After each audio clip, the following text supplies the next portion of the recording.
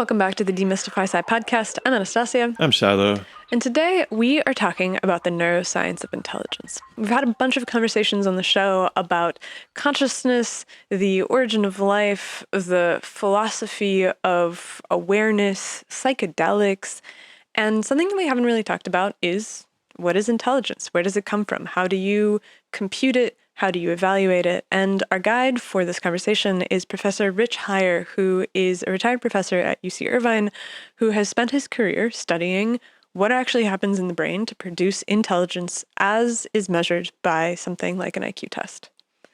And in the conversation, we go over a lot of things that have always plagued me, which is, what is the utility of an IQ test? What does it actually mean to be intelligence? Can you train intelligence? What are IQ tests measuring? What's happening in the brain? Is this actually a genetic process? Is this something that's just heritable because of environmental conditions?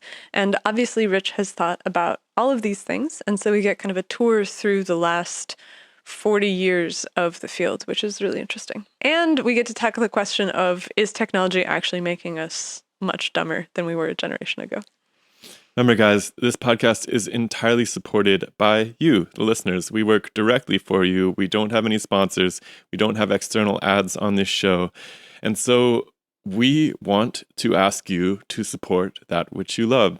So you should come over and check out our Patreon page at patreon.com/demystifysci, where you could consider joining our crew. We get together once a week with our patrons and chop it up about all of the subjects that we love so much.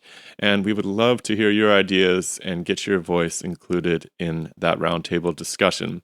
So check it out over at patreon.com/demystifysci. You could also support the podcast by coming out to one of our annual conferences. This year we are meeting in Sesimbra, Portugal. And we are discussing the crisis in cosmology, particularly what are the alternatives to the Big Bang. So we're bringing together some really interesting critics like Eric Lerner, who wrote the seminal text on how the Big Bang never happened, with other thinkers like Alexander Unzicker and Gareth Samuel from See the Pattern, along with theorists like C.S. Unikrishnan, who's been on the show before, or Andre Koch-Torres Assis, who is a theorist with regard to the Machian cosmology, along with academics and theorists who are in some sense trying to save the standard model of cosmology. And we're going to put these people in a room together for several nights by the beach in Portugal and hammer it out and see if we can discover a new direction forward. We would love to see you there. So you can learn more about that by coming over to demystifysci.com. We will have links down below with all the details, and you can check it out. If you don't have any money to help support the project right now, that's cool. You can just share the podcast with somebody who you think would enjoy this conversation. You can leave a comment, come over to any number of the social media sites where we spend way too much time talking and chopping it up about all of this stuff. And for now, enjoy the conversation, and we'll see you next time. The scientific revolution starts now. The Demystify Sci podcast. Let us see in the dark.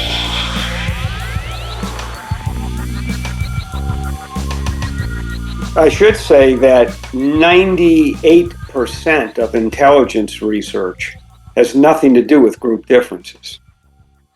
It is a minor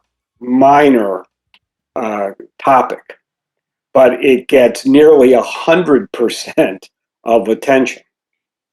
And papers that were published more than a decade ago are still being brought up as controversial, even though the subject matter and the conclusions of those papers have been replicated many times in many different ways.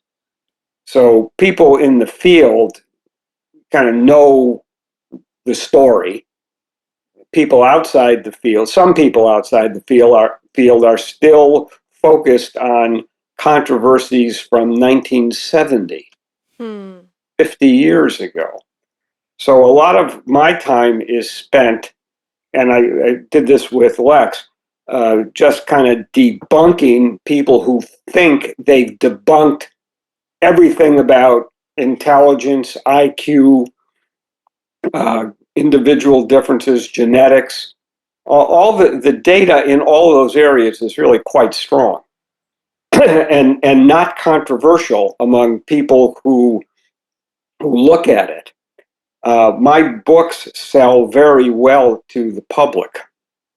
And if you read the reviews of my books and my videos on the great courses, you see people really appreciate the fact that I discuss these controversial topics and just give the facts.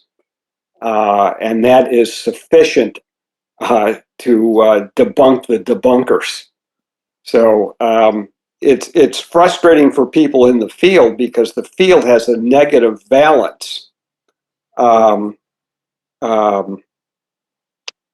due to a lot of misunderstandings about group difference data.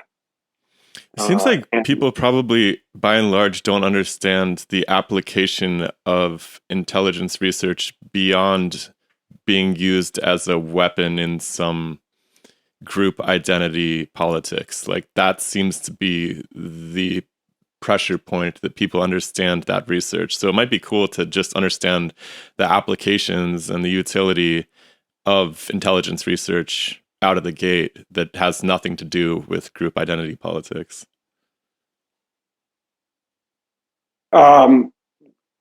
That's probably true. The the main application for decades has been the use of IQ tests to help select students who will likely achieve the most to in industry and commercial uses, to just personnel selection.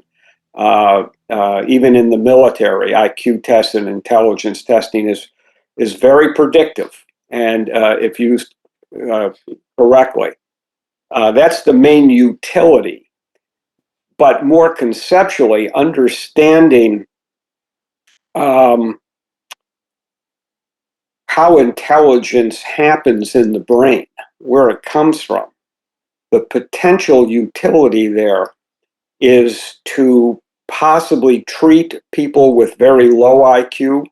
And I use the word treat deliberately because some low IQ, not all, some low IQ might be fixable if we understand the neurobiology underneath it. And then the holy grail is to understand the neurobiology of intelligence enough to be able to tweak the brain systems to increase intelligence. And I think by increase intelligence, I mean the potential is maybe for a dramatic increase. And it may be not only on the lower end, but it could be on the higher end as well. So, you know, somebody with an IQ of 130 is 2 standard deviations above the mean. That used to be considered the minimum for achievement in certain technical areas. Probably still is somewhat. There's a lot of leeway in that, but generally an IQ of 132 standard deviations above the mean is found in high achievers in technical areas. But imagine if there would be a way to shift that person's IQ toward the right end of the distribution and raise it by a standard deviation to 145. Now, 145 is really smart. And that would be dramatic. But a shift anywhere along the normal distribution toward the higher end would change the world. So that if you take somebody with an IQ of 80 and can even make it 85, that person's life is going to change dramatically for the better. Like how much of this is happening in the background, like with respect to the Flynn effect, something like that? Do you believe any of this data that suggests people are getting smarter over time anyways? Is that what the Flynn effect is? That the people just get smarter? I believe so. I'm no expert. Maybe you can talk about it a little bit. So the Flynn effect is the observation that IQ scores on average have very slowly been going up over decades, about 3 points per decade. this is not an effect on an individual person. It is average data.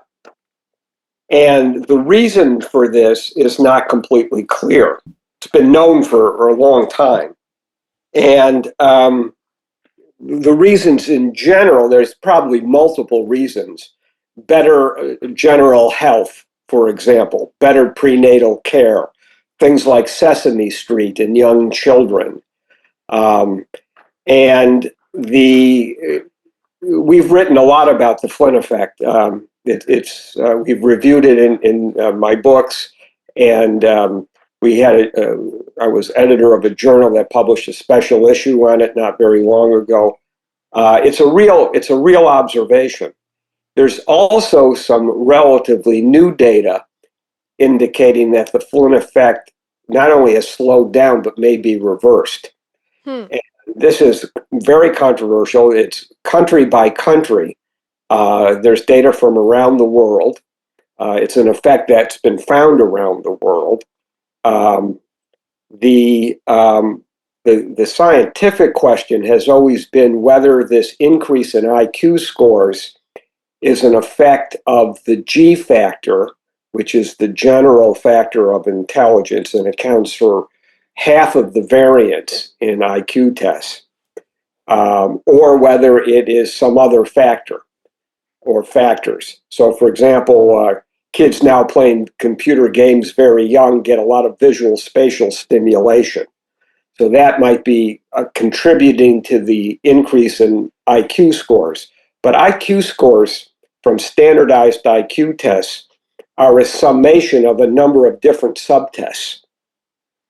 And the G factor is what's common to all the subtests, irrespective of their content. Is that a measurable quantity the same way that, because, okay, so as far as I understand it, IQ test, there's a series of multiple choice questions of pattern matching, sort of numerical ability. I think that in the past, some of them have included verbal, like by analogy, like in your book, you quote, yeast is to bread as helium is to balloon or something like that. And so is G factor measurable, or is it something that just kind of emerges from repeated testing of various other abilities and is just what's it called, an emergent factor? It seems to be an emergent factor. It's not directly measurable like distance or volume. If you weigh, the example I always give, if you weigh 200 pounds, you weigh twice a person who weighs 100 pounds. But if your IQ is 140, you're not twice as smart as somebody with an IQ of 70. It's not that kind of metric. So the G factor really is estimated from a battery of tests of mental ability. So if you think about all the different possible tests of mental ability, spelling, arithmetic, picking winners at the racetrack, I mean, just make up any mental ability that people have and sample any random 8. Those 8 tests are all highly correlated with each other, irrespective of their content. And that correlation is always positive. Tests of mental ability are always positively correlated with each other, sometimes strongly, sometimes weakly, but you never see negative correlations. That's called the positive manifold, and that's the principal evidence that there's a G effect, that there's a G factor that's common to all those. And an IQ test is a good estimate of G because it samples from different mental domains. And statistically, the G factor accounts for about 50% of the variance in IQ scores.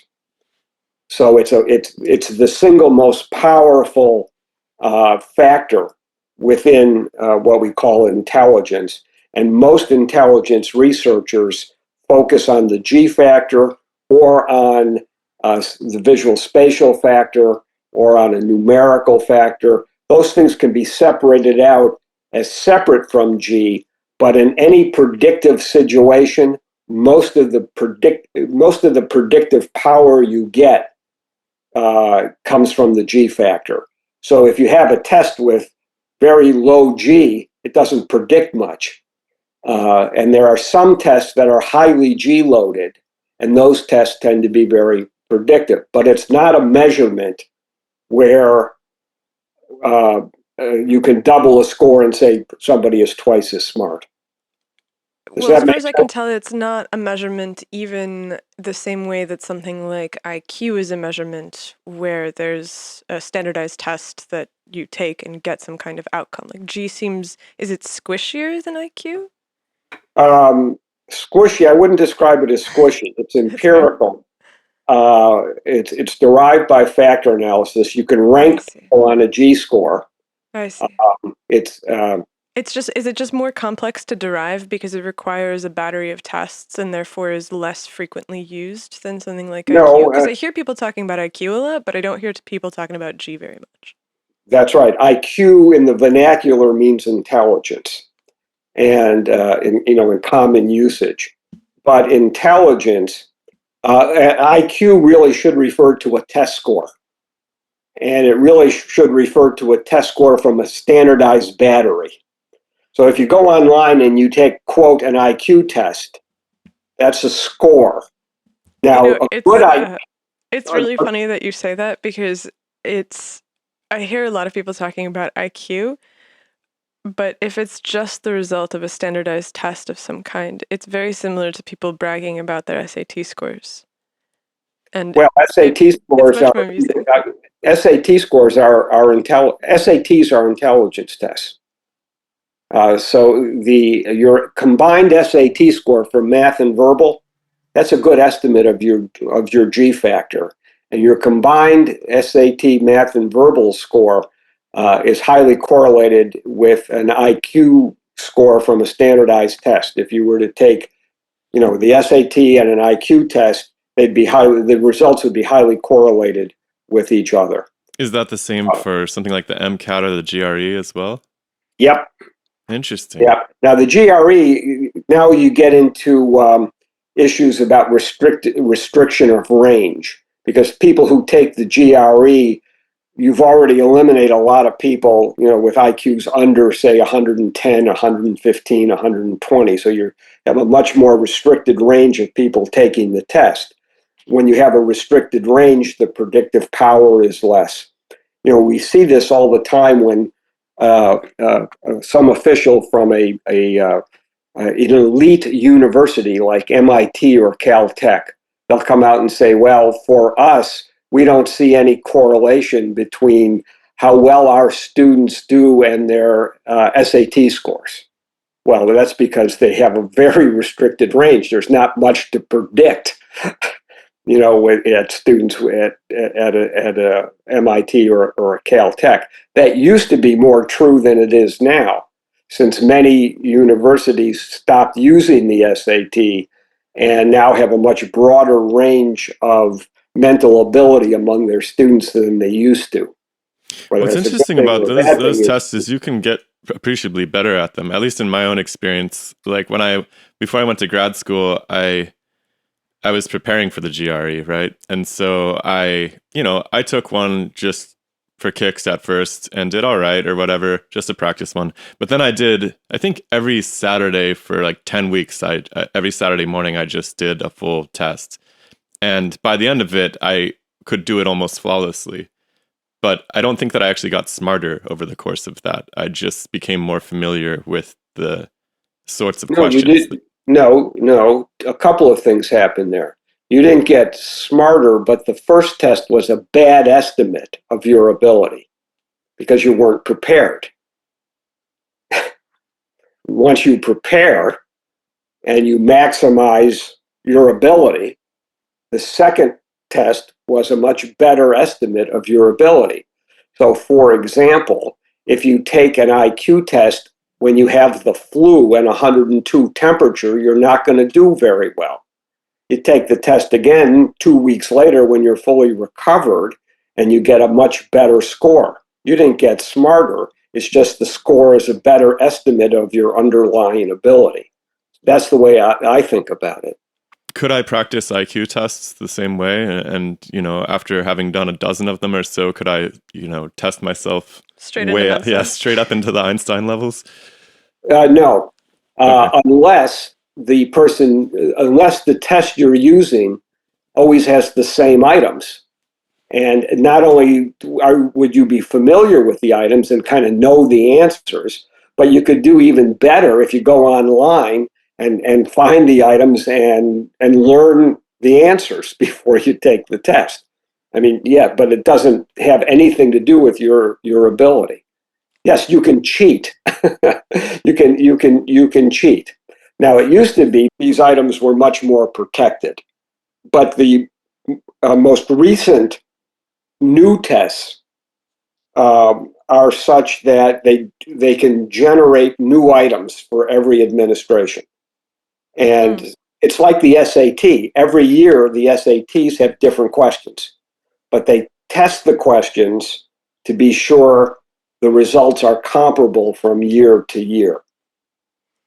And that's what a good IQ test, and I know there's one in development now that will go online relatively soon, and they have been very diligent in their ability to generate comparable items for multiple administrations of the test to the same person. So, Well, there's something about being familiar with the sorts of questions that you're going to be asked, even if the specifics are different. It's you just become, after you've done 10 of these exams, every week, you start to just become familiar with what a good answer looks like in the context of this type of question, I feel like. So this actually lets me tie this back to G, because we started talking about G and how it's this emergent factor from a battery of cognitive tests. And so it seems like because I've looked at IQ tests before, and they're basically the ones that I've seen are pattern matching recognition tests, the rotation of shapes, this ability to kind of have almost a quantitative understanding of the way that objects relate to one another. And so it seems like if you've never seen one of those puzzles before and you get tested on it for the first time, that you wouldn't necessarily be able to do as well on it as you would if you'd seen a similar set of puzzles for the 100th time, where you'd been thinking about it a lot and playing with it. And because if you can prepare for the GRE or the SAT, which is functionally also an IQ test, it seems to make sense that you could prepare for a different type of IQ test in the same way, where you just took a bunch of them and started to learn about how these sorts of patterns worked. But this concept of G suggests that there is like a ceiling that you rise towards, which reflects your innate ability to encounter these sorts of questions and manipulate them in your mind. Is that fair to say? that's fair to say. And rather than say an emergent property, it's more like a latent variable. It's something underneath. So let's think about your memory. Memory is an important component of intelligence. Let's think about your memory. Do you have a good memory, and can you improve your memory? So if I shuffle a deck of cards and I hand it to you and I say, look at each card and memorize the order. So you have 52 cards randomly shuffled. You're going to memorize the order. Okay. And I say, okay, now tell me what was the first card. And you will be able to tell me the first card, the second card, and you will be able to go so far. And then I'll say, all right, I want you to go home and practice this for a month. And let's come back and we'll do it again. Is your memory going to be better? Probably. Now I'll say, okay, now I'm going to give you 2 decks shuffled together. Okay, after you've practiced for a month on 1 deck. Do you think your performance, now that we've made it much harder, is going to be better? And if you practice with 2 decks, how good can you get your memory to be? How about 3 decks or 4 decks? is there going to be a limit to how much practice is going to improve your memory? And the answer is yes, there's going to be a limit. And if you come across a person that after the same amount of practice can remember 2 or 3 times further than you are, what do you conclude from that?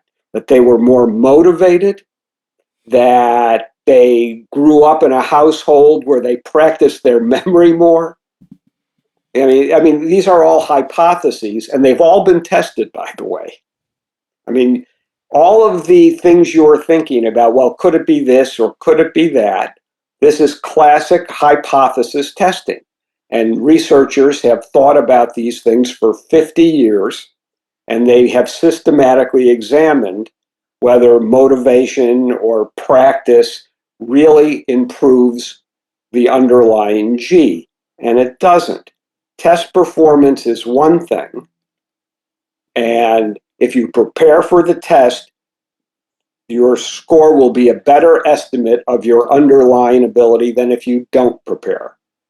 Now, I never prepared for the SATs because when I was in high school, it wasn't a thing as competitive as it was. I literally did not spend a minute preparing. I walked in cold, and I did okay.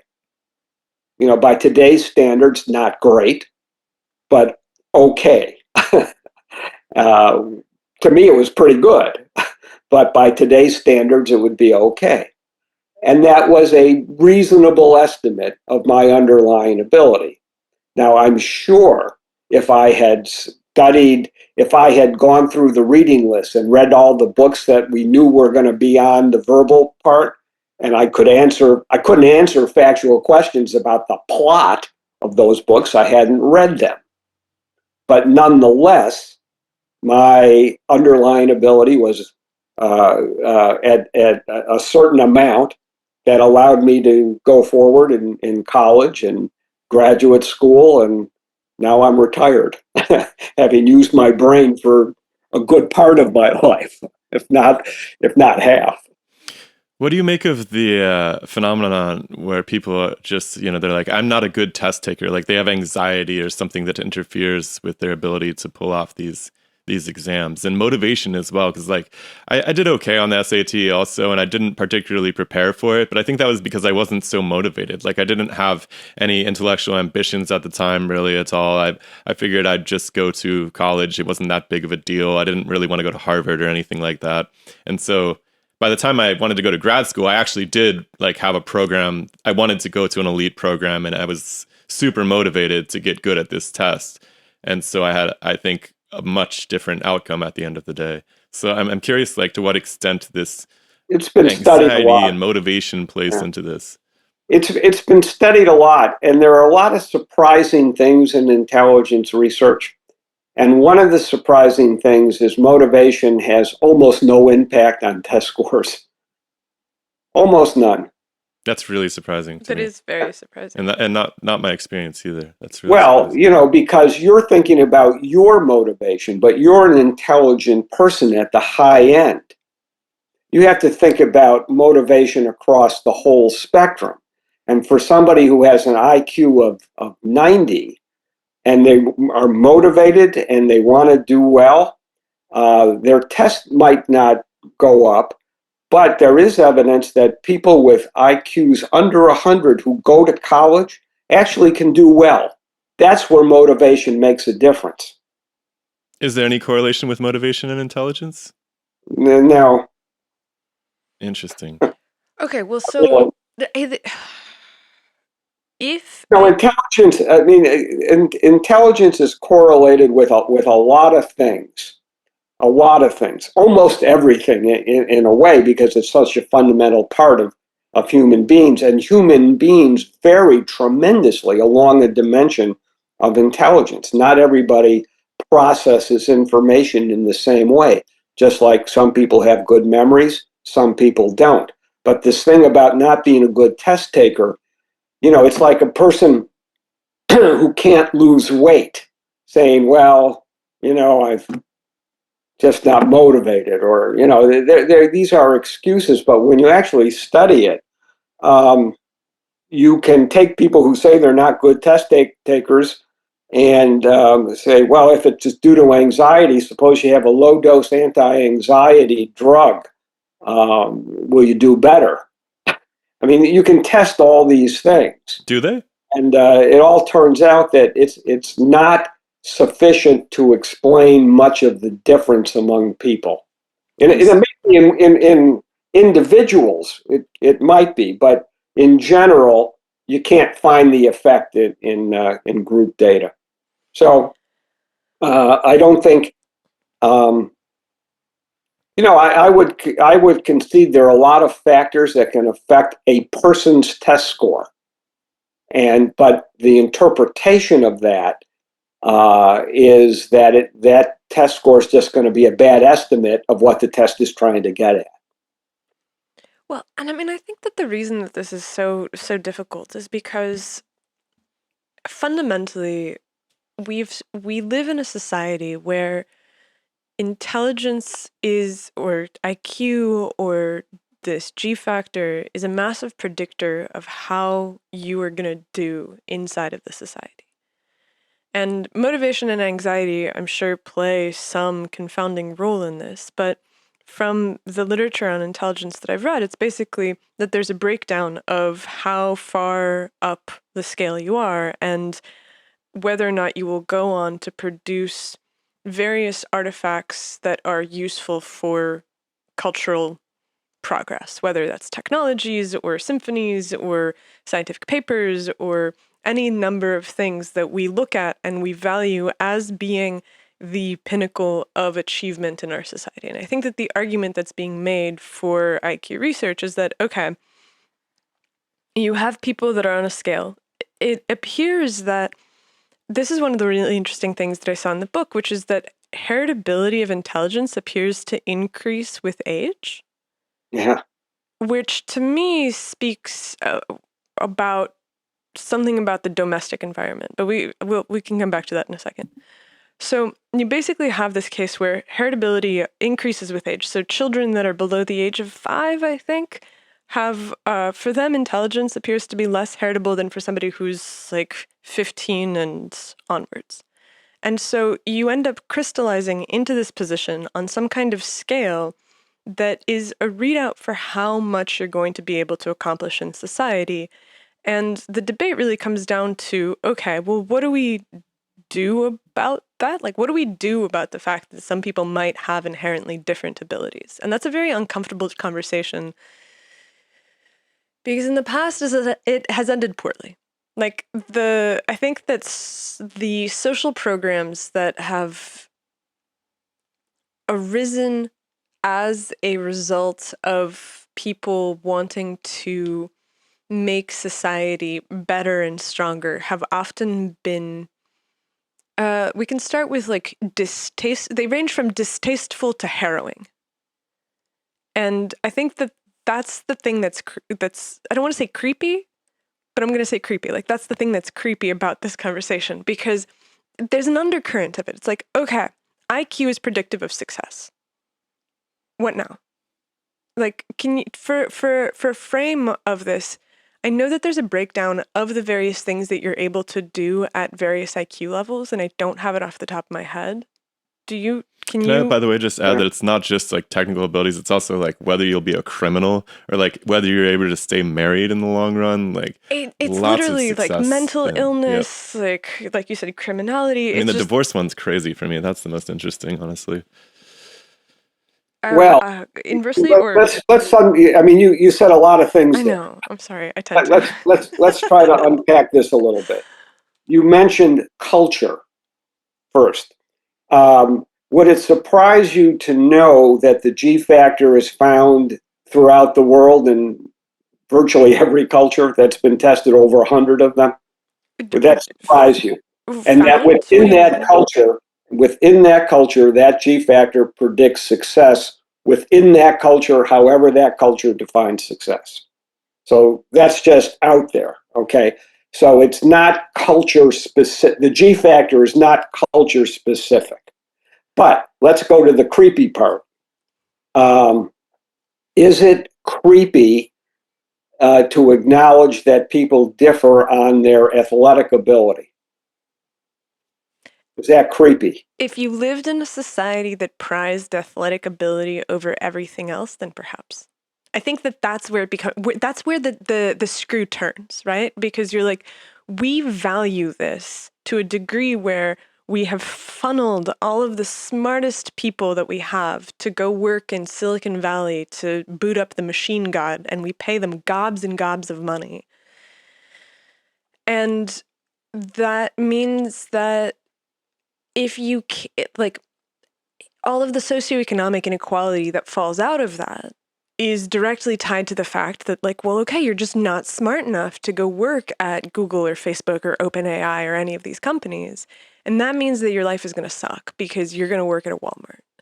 And I'm like, if athletic ability, if you can switch that and say, okay, your athletic ability is what decides whether or not you're going to work at OpenAI or you're going to work at a Walmart, like, that too would be sad and weird, and we would have to figure that out because people can't live like that. Like, it creates... Professional athletes are some of the highest paid members of society, for what it's worth. They are. They are. But it's like, I gotta fold that into my model for a second. But I think that when you have a heritable characteristic that inherently results in whether or not you will have a meaningful employment, that gets weird. Well, I'm sorry to say it, but there's a pejorative aspect of what you're saying about people who work at Walmart, people who don't work in Silicon Valley. You seem to imply, I'm sure you don't mean to do this, but you seem to imply that those people are not worthwhile people, that there's some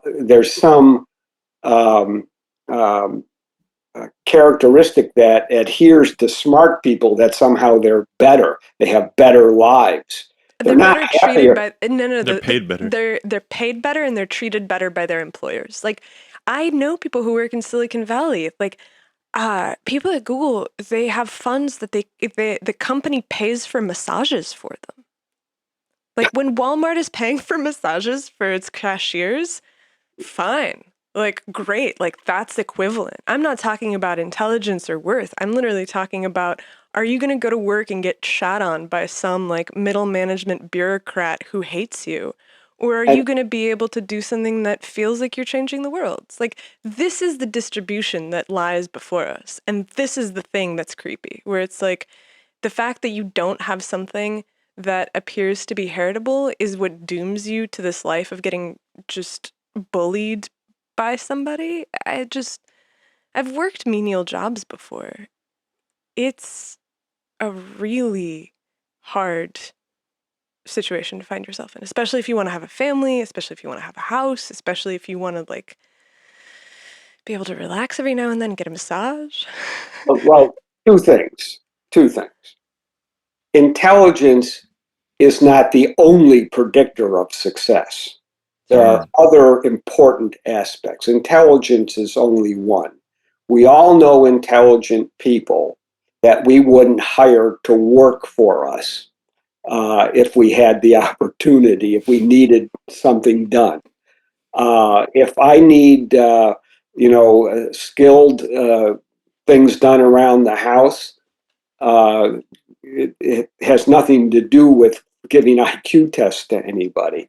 So there are many skills that people have that are very valuable and contribute and allow people to feel good about themselves. Most people, any kind of meaningful work they can find that's fine. I know many academics who are pretty smart who aren't terribly happy or nice, or you wouldn't want to spend 10 minutes with them.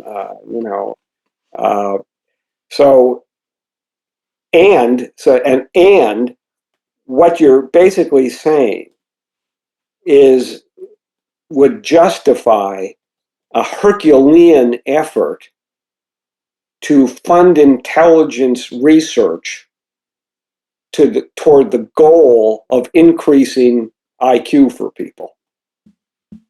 If IQ is that important, wouldn't you want to fund every kind of intelligence research to see if it's motivation? We need to know that. So we know, then we can study how to motivate people to be smarter. I don't think that's a viable research route. But if you think it's there's something wrong with the culture that rewards high IQ people, I'm not sure why you would want to defund intelligence research because of that. Wouldn't you want to fund more to find out more aspects of it?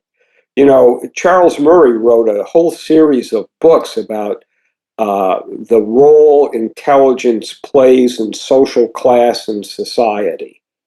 And he predicted in a book he wrote years ago the title of the book is called Coming Apart. And he talked about the bifurcation of society into cognitive elites, basically, and everybody else. And you could argue that what he predicted has really come about in the United States, that you have people with a certain set of values over here and a people with a completely different set of values over here. And one of the distinguishing features between them is the G factor. So really quickly, before that's not going to be true in every single case. We're just talking about a generality. And you're talking about why you think intelligence research is creepy. I didn't say there was. I didn't say there was. I said that there are some aspects, there's some implications that come out of this research that force you to reckon with these parts of society that are really difficult anytime that you deal with differences that are heritable, which comes from your lineage and your environment in a way that crystallizes you into some position in society. You've created a caste of sorts. Well, let's just stop there. But hold on. Oh, before we get too much farther there, I wanted to ask you to give a list of, in order to give people a frame for what IQ in terms of ability actually represents, can you give a frame for like what the various IQ scores mean that you're able to do? Do you know? Yes. Okay, great. Yes, but before I do, I just want to comment on your use of the word heritability. Heritability does not mean it's genetic. Right. Yes. Okay, this is the hardest concept sometimes to get across in this kind of format. But and this is Noam Chomsky's critique of the bell curve, from what I understand. That will take us far afield. Okay. We'll get there.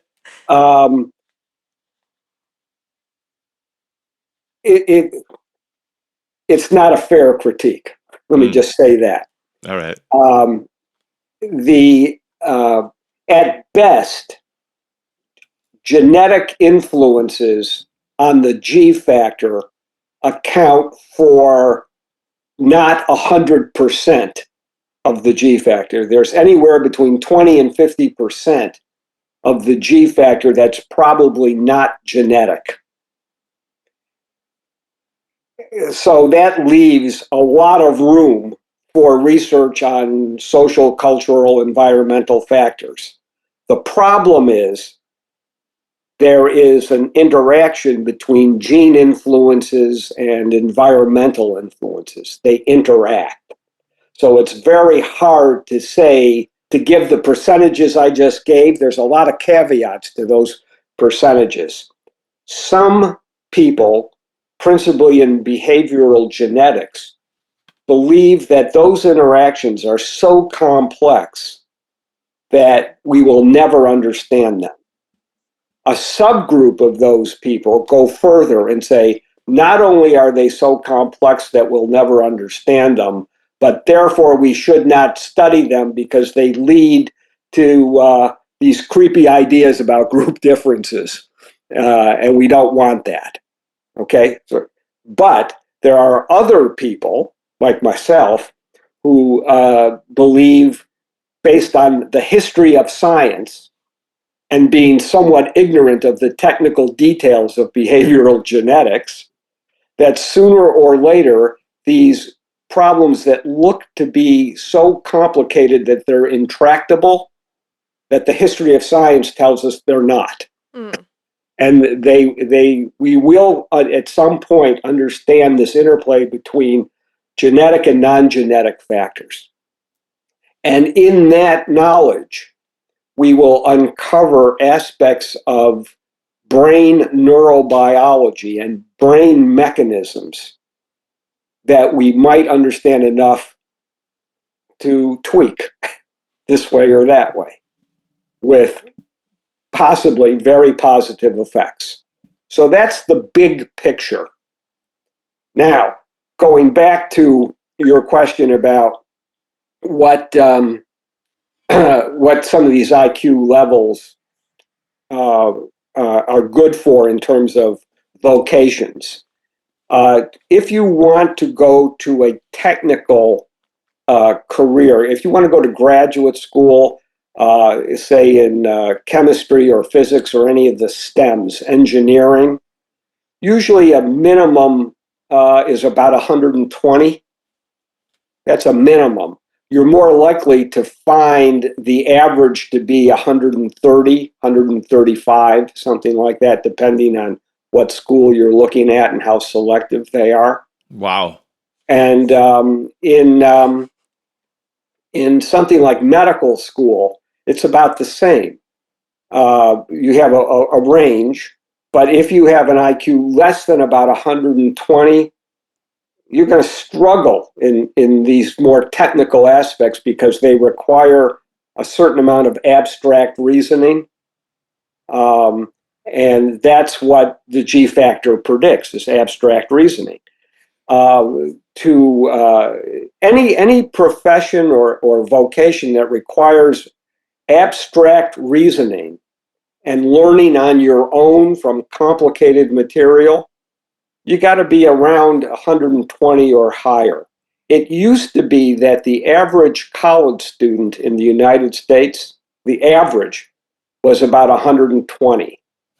Recent research has shown that's now dropped down to 100 because the culture, the society has put such an emphasis on going to college and has made it a lot easier to get into college and to pay for college. You now have many more people going to college who previously would never have gone.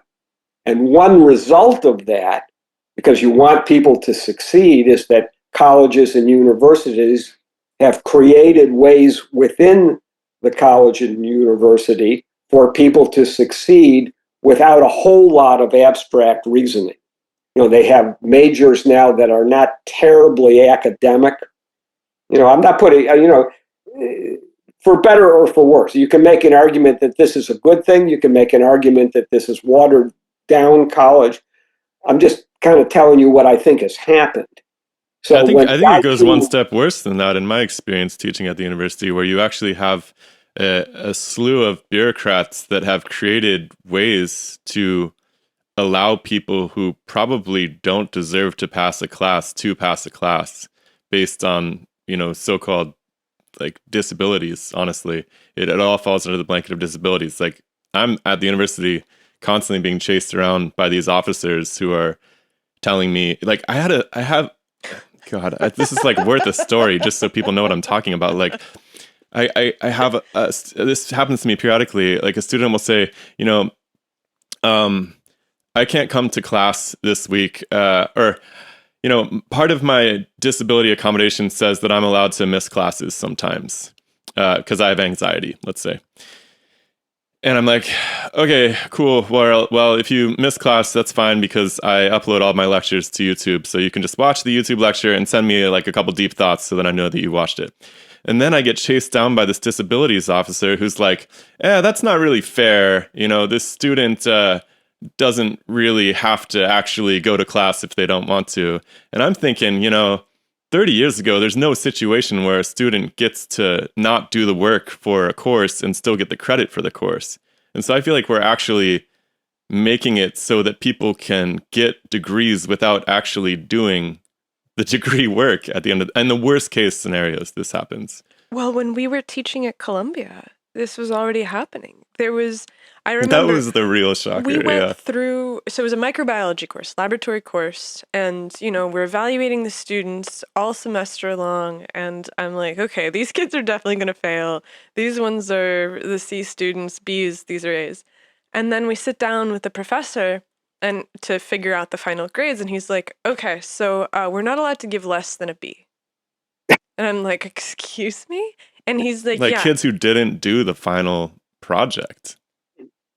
They still graduated. It's like they were given, I don't remember, I tuned out at some point when I realized that this was the case, and we assigned the grades, and there was one student who needed the class to graduate who did not do the final project, and I think she still graduated.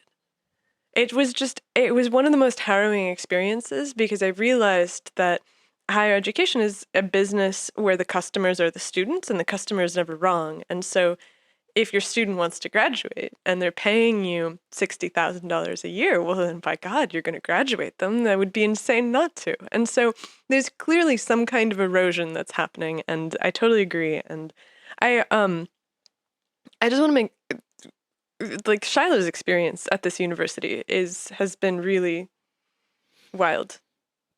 I mean, it makes a lot of sense what you're saying about as you lower the standards and you make it more and more possible for people who wouldn't have gone to college in the past, that you get the sense that the overall intelligence levels have dropped. Like I'm often like terrified because I'm like, oh my God, like I don't remember it being like this when I was in college. Everybody seemed pretty sharp when I was in college, but geez, that was 25 years ago now, right? So it has gotten easier and easier for people to make their way through it. I think even just the financial apparatus associated with letting people pay for the situation has become tweaked in such a way. And so it makes sense that, because I'm always struggling. I'm like, man, am I just getting old? And I've just somehow separated myself by several, standard deviations from these kids at this point. And I don't think so. I think it is what you're saying, some sort of dilution of ability, just in the fact that everybody goes to college now. And so, is that a creepy? Is that a creepy? Is that a creepy outcome of the fact that people differ from each other on the G factor? I mean, is that? I do think it's a little tragic, though. Like, I think it's really sad that people are paying all this money for this credential that they're not necessarily benefiting from, right? If they're literally not going to class, not doing the work, and still getting this piece of paper, that seems tragic for society, both for employers and for the student who's gone into debt to get this, piece of paper that doesn't really stand for anything. Ooh, so if we're gonna stick with the creepy frame, I would say that what's creepy in the situation is that we have a society where there are bureaucratic structures that can take advantage of somebody who may not be able to have sufficient abstract reasoning to realize that they're being taken advantage of. Because we've taught at a bunch of these, during COVID, we taught remotely at a couple of schools. We were teaching immunology, and so it was like STEM students. There were kids who were paying $40,000 a year and were failing out of programs, and the bureaucracy was just re-enrolling them every semester. And they were like, well, I don't really know what I'm going to do. I don't know why I'm studying this. This isn't what I really like. And so I'm like, that's pretty, the fact that people aren't protected against that is kind of creepy to me, for sure. Well, the consequences of encouraging people to reach beyond their ability come back to haunt everybody. And especially when the bureaucratic structure and the universities cave into that. And they say, okay, we're going to take people who probably can't succeed in the traditional college way, but we'll make it so they can. And then when you let people into your engineering program or into your physics major who have SAT math scores of 500, you pretty much know they're going to have trouble. And when they have trouble and they come in and they say to their academic counselor, I don't understand it. I keep getting I'm getting the lowest marks on the test. I study all the time. I'm working really hard. I don't understand why I can't get it. And they literally do not understand that they're in a class where people have mental ability that is different and allows them for that domain to do better. And they're devastated when they can't succeed because they think their motivation should be sufficient. And they're not joking about being motivated. They do work hard. And there are countless stories like this. And my wife used to be an academic counselor before she retired. And she was in the physical science, the School of Physical Science. So she saw kids who were not able to compete in chemistry or physics. And invariably, you go back and look at their scores, and they had very low SAT math scores. And some of them were could not grasp this to the point where they would say, okay, so I can't do physics. I think I'll go into chemistry. Similar problems. The vast majority of these students wound up going into the social sciences, usually sociology or psychology. And they were able to graduate and do fine. They did fine. Which is why the social sciences are so bad with p-values, it turns out.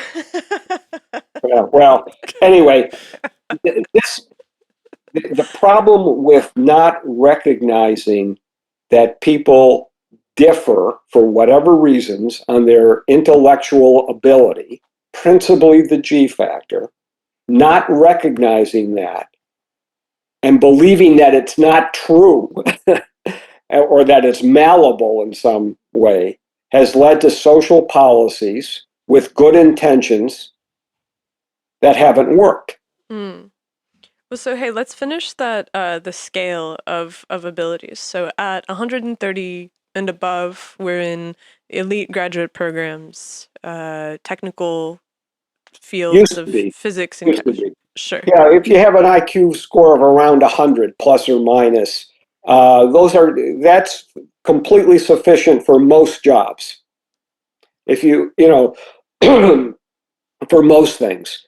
And then within most categories, like let's say electrician or a plumber or some of these skilled things, there's going to be a range of ability within those categories. And the people who are going to do the best, you're going to have plumbers who can solve basic plumbing problems.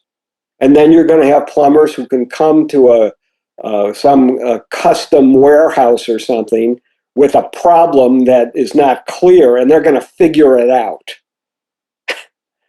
because they will have more of a G factor. So within every vocational group, you're going to have a range of ability. Law enforcement officers often have a range. They tend to be selected in different ways in different communities. Some communities kind of want people with average mental ability in those jobs because some municipalities said, if we take really smart people and train them up, they leave after a while for better jobs. They become lawyers. So we don't want to spend the money to train them to be cops. So this varies. I mean, there are different circumstances. So if you have to learn complex material, if you have to learn a bunch of rules and regulations, the more G you have. If you are going to do maintenance work in a school, that's different from doing maintenance work on an aircraft. So it's a little hard to generalize. And because you have a range within each category, I'm not sure it's very useful, but would you want to go to a physician with an IQ of 110 as opposed to a physician with an IQ of 130? Now, are all physicians the same in their ability to listen to complaints, form a hypothesis about what might be wrong with you, and treat accordingly? Yeah, there's a difference. I mean, all things being equal, I would definitely go with the higher IQ physician, but you also don't want a physician who's Ted Bundy or something like that, right? Of course. And you have the full range of personality among high IQ people. I mean, you just think about the faculties at your universities. You have the full range of personality. I'm sure there are a couple psychopaths in there, as well as some extremely likable, decent people, and everything in between. And you've concentrated and selected for people that are able to work the politics of the situation, right? I think about a lot of the people that are full-time professors that I went to grad school with. They were already working at the top of committees in grad school. Like, they were already working those levers to find themselves in the positions, which is an intelligent thing to do if that's your goal, to become a professor. But at the same time, you're also selecting for people who can follow rules really well, people who can work within the bureaucratic structures, not necessarily the people who are doing the coolest research or having the most brilliant ideas, though. And I think that might be in some sense responsible for the stagnation crisis in science as a whole. Because you know, people who want to just come up with really crazy harebrained ideas are going to be driven into more of the startup culture or more of the commercial sector right out of the gate, as opposed to going into just basic academic research. Yeah, is there some kind of sense of the effect of bureaucratization and how it affects the presence of more intelligent participants? Because, like Shiloh is saying, so as the system becomes more and more closed down, like you look at the federal government. I don't know if you've ever applied for a federal government position or if you've ever looked at the job postings website, but it's an incredibly standards-based process where for each job there's a job posting. It lists exactly the skills that you have to have, and then whatever you're trying to apply for, you have to word your resume in such a way that it perfectly encapsulates these items. And I'm like, okay, I would assume that the smartest people are not going to work for the US government, specifically because there's this arbitrary filter of like obedience and hoop jumping that has been put into place, that somebody who has, you know, somebody who's smart might go do something else because this is just kind of like a dumb way exercise. too generalized. Some of the smartest people I've ever met have worked for the federal government. I mean, really smart people. I worked for the federal government out of graduate school. My first job was at the National Institute of Mental Health, in-house research. And the people that were there were really brilliant scientists. But those people aren't bureaucrats. Like, I'm thinking specifically these positions that I'm thinking of are more like best bureaucrats are smart and combined leadership qualities, which you don't normally. When you say bureaucrat, it's kind of in a pejorative way. But I remember arguing it when I came to the university. We had some administrators who were not being helpful when we had a complex thing we had to fund. And I remember just saying, look, you know, you want to attract the best scientists, you need the best administrators to help them. You know, the job of the administration is to help the scientists, not to throw up roadblocks. And you do get, you know, you get a range. I think many people in academia now who've been around for a long time, like me, have seen a steady erosion of the capabilities of bureaucrats or administrators. I call them administrators, not bureaucrats. I mean, a bureaucrat is kind of a bad administrator, but you get a lot of really good administrators. There were some here at the university who were fantastic, really smart and helpful and creative in the way they could use the rules to be helpful. There are two kinds of administrators: the kind who always say no to everything, no matter what, and the kind who look for ways to say yes. And, when I had administrative responsibilities, I tried very hard to look for ways to say yes to people. Bureaucrats like that tend not to last long in a system. It's the ones who say no to everything that tend to last forever, in my experience. But are those positions correlated to intelligence?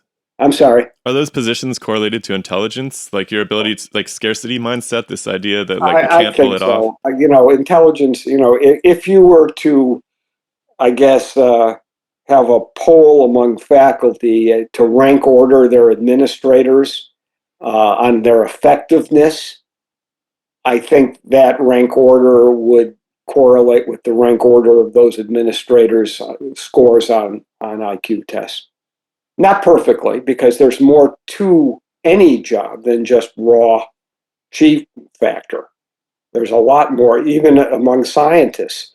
There are many scientists I know who are very, very smart and have never produced a meaningful study, because they're focused on something that they like and is important to them. But outside of that relatively small area, they have really nothing to say. There's a lot. Intelligence is important. It's important in everyday life. It's important for navigating everyday life. Let's not talk about universities.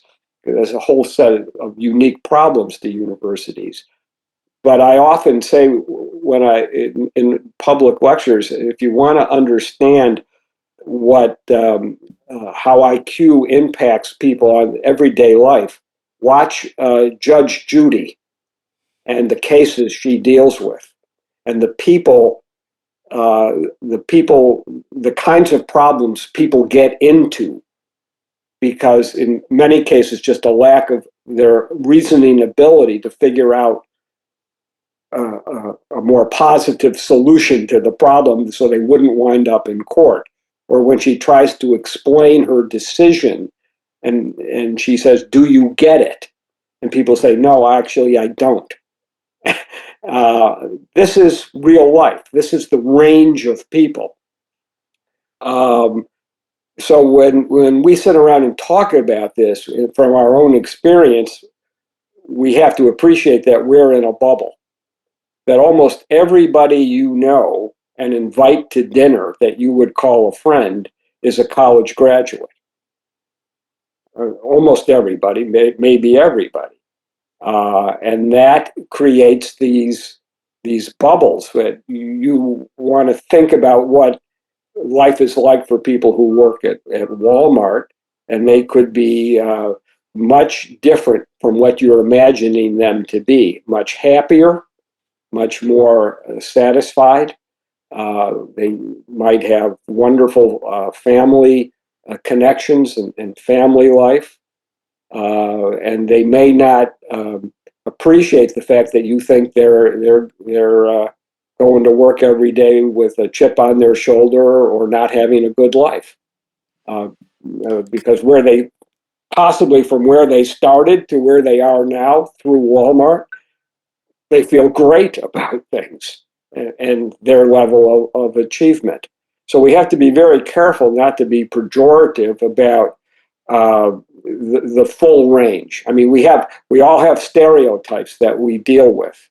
But one of the things that I've learned as a researcher focused on intelligence and individual differences is that you can't judge people by the groups they're in, by the employment they have, that the lesson of psychology, I think, in general, is you have to, interact with people and judge them, if you will, based on themselves as individuals, not as members of a class or a group. And that's why so many, I think, academics are so suspicious of DEI and wokeism and group identity politics. That is so contrary to what we learn from studying psychology. And even group difference research on intelligence, the one take-home message that the small number of people who actually do that research, when you talk to them, they say, well, of course you can't judge any individual based on what group they might belong to. You have to judge them as individuals. So we just have to be careful about the way we prejudge these things, and the way we as people who with some experience with studying something as complicated as intelligence, just have to be very careful to say what the data mean and what the data don't mean.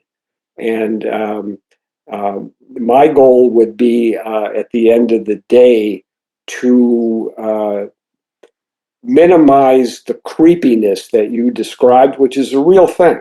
And I actually am glad you put that word on it, because I think that's not an inaccurate word that many people feel underneath it all, that there's an unease about the fact that people differ in their mental abilities and may not be able to do anything about it. It's so contrary to the philosophy of that if you work hard, you can be anything you want to be, which is a relatively new philosophy. It used to be if you work hard, you can be successful. That's much different than saying if you work hard, you can be anything you want to be. Those college students with SAT math scores of 500 came into university believing with all their might that if they worked hard, they could be a physics major. And when it didn't work out, there was a certain amount of devastation there. So there's a pernicious aspect to philosophies that aren't based on recognizing the reality of the human condition, which includes individual differences in mental abilities. What are some of the factors that predict success other than IQ? I know you mentioned working hard. Is that conscientiousness? Conscientiousness, the two factors that empirically are most predictive are the G factor and conscientiousness, which is a personality factor. Those two things together, if you're looking for employees, who need to work at a high level, getting that combination in a person is usually the best. It's no guarantee, because they can be miserable people, but that combination usually works out well. Are there other factors? I've heard of those two before, but are there others that are slightly less contributing factors? I don't recall in the empirical result, but other than that, those are the two main things that come out in these giant studies that throw in 1 million variables with 10,000 people to try to predict some criterion of their success. I would imagine that being able to get along with people would be really important. I know agreeableness doesn't trend with it, but maybe that's not quite the right frame for it. But there's something social that seems to predict success in most of the team, not sports, but the team professions that I've been a part of. Well, that's been studied a lot, this concept of emotional intelligence.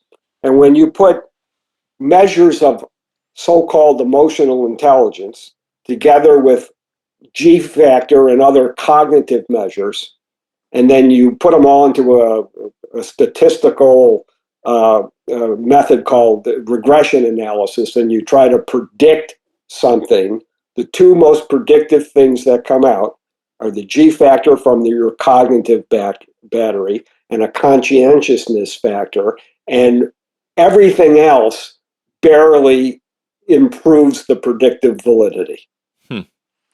Conscientiousness might be somewhat a stand-in for the kind of social agreeableness that you're thinking of in some way. Because I know that conscientiousness is sort of your can you describe it as like attention to detail and the fact that you'll do the things that you say that you'll do?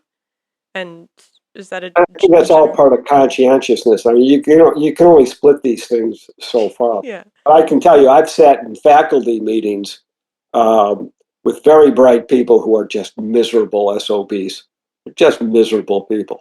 Sure. But that has nothing to do with their intellectual ability. I mean, it's kind of separate, and they succeed within their field because they have other abilities. They don't have to get along with people. In some, if you want to be a salesperson, you need to have an intuitive sense of people. The best salespeople have skills that I don't have. You know, Mm. it's a skill set. It's a little hard to define exactly what they do. A little bit of empathy, seeing it from the other person's point of view. A little bit of motivational factor. So there are success depends on so many things.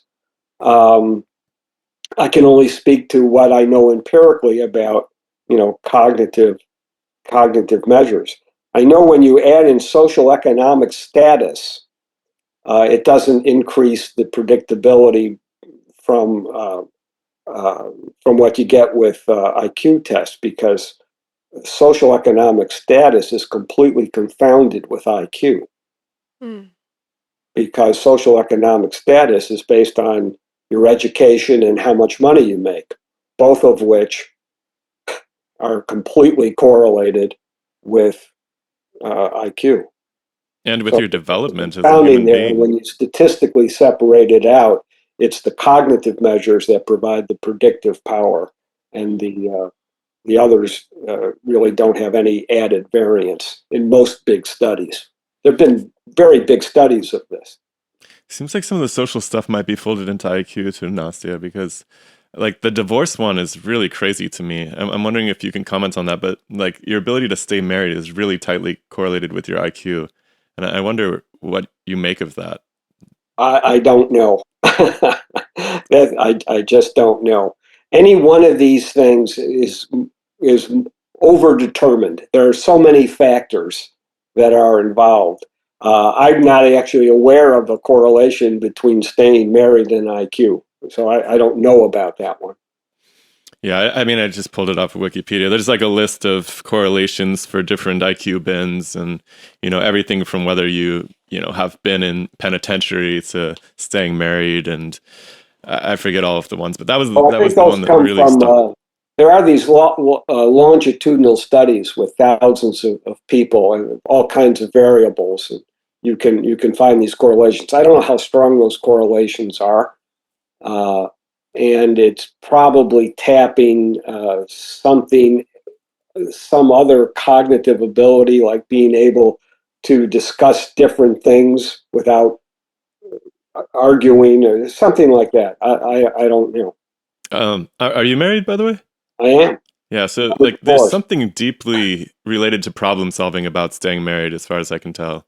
If I was gonna like try to take a crack at it, obviously there's the upbringing issues, having good role models for how to stay married and all of that as well. But there is something, like if I was going to explain how to stay married to somebody who was thinking about getting married, it's certainly a matter of being able to lay out issues and take them apart in a somewhat detached manner, and make a plan going forward. And these sorts of the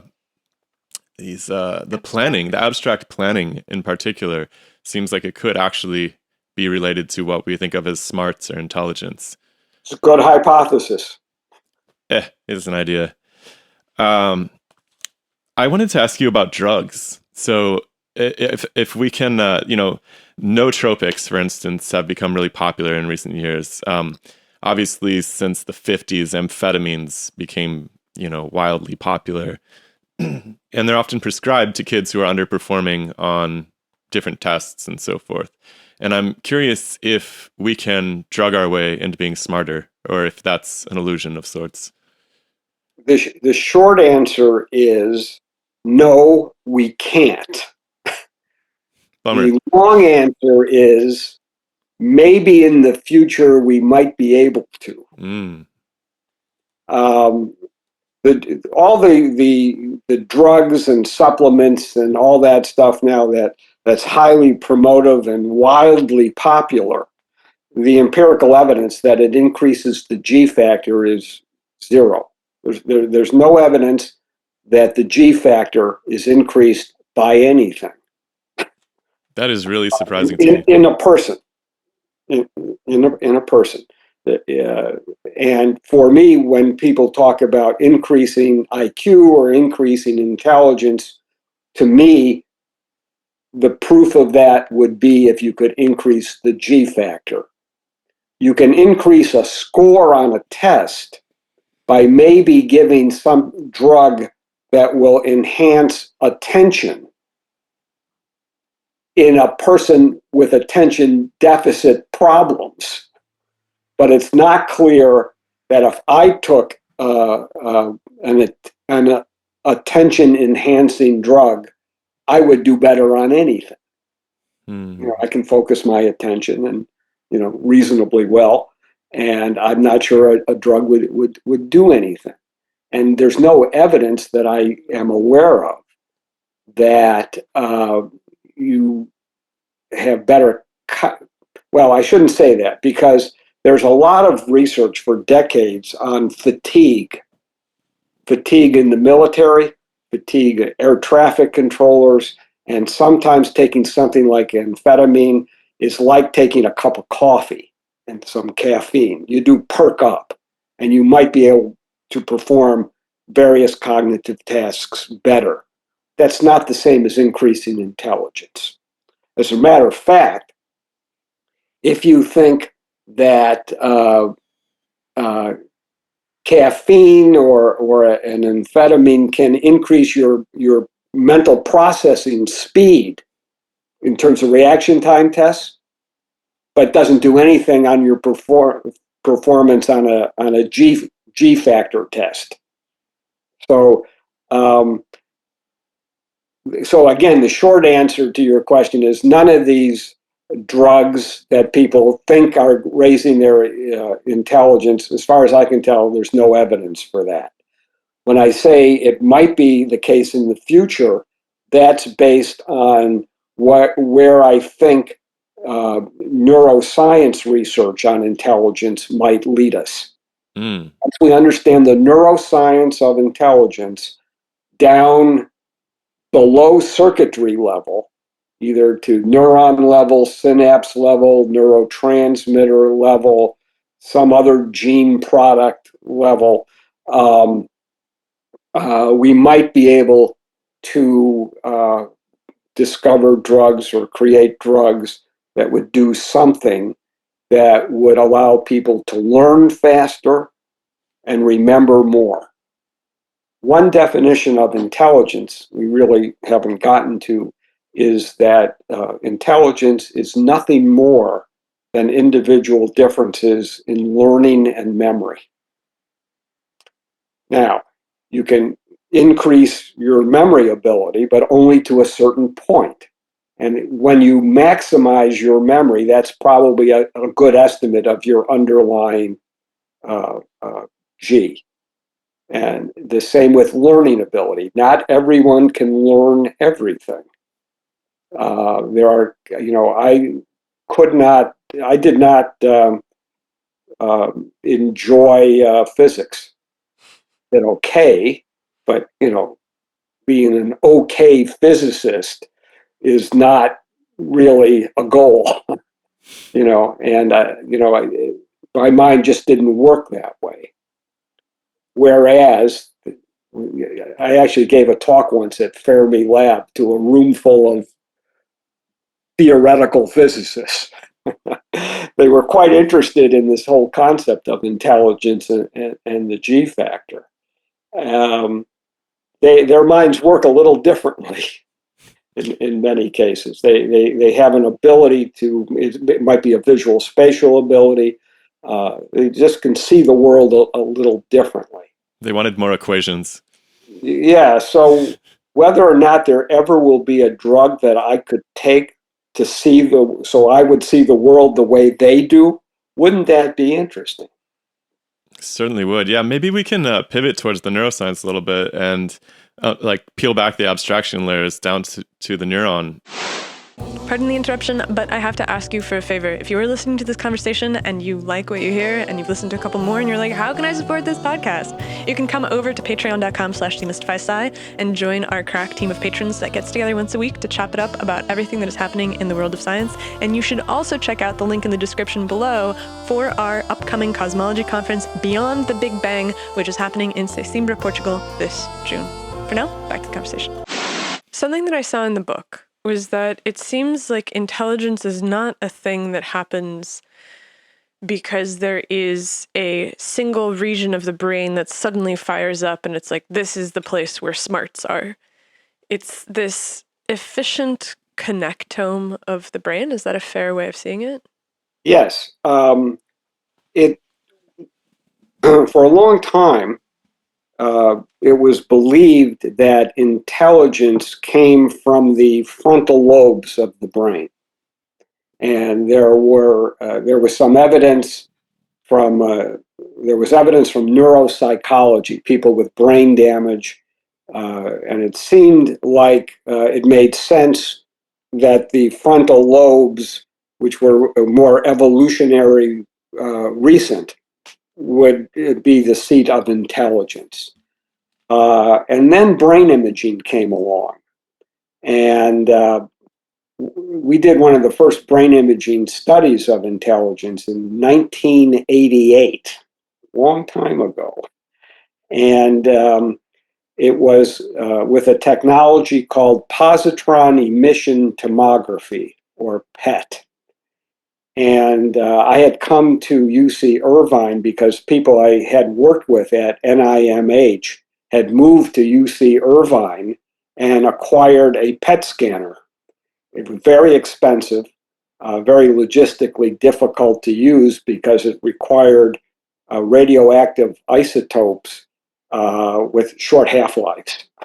And so we had to have a cyclotron, and it's a whole story in itself. But when I got here, I had access to this scanner. It was really, I think, the first scanner anywhere in the country in an academic institution, and I had kind of unique access to it. And the first study I did was to look at brain activity while people solved matrix problems on a high G-loaded test.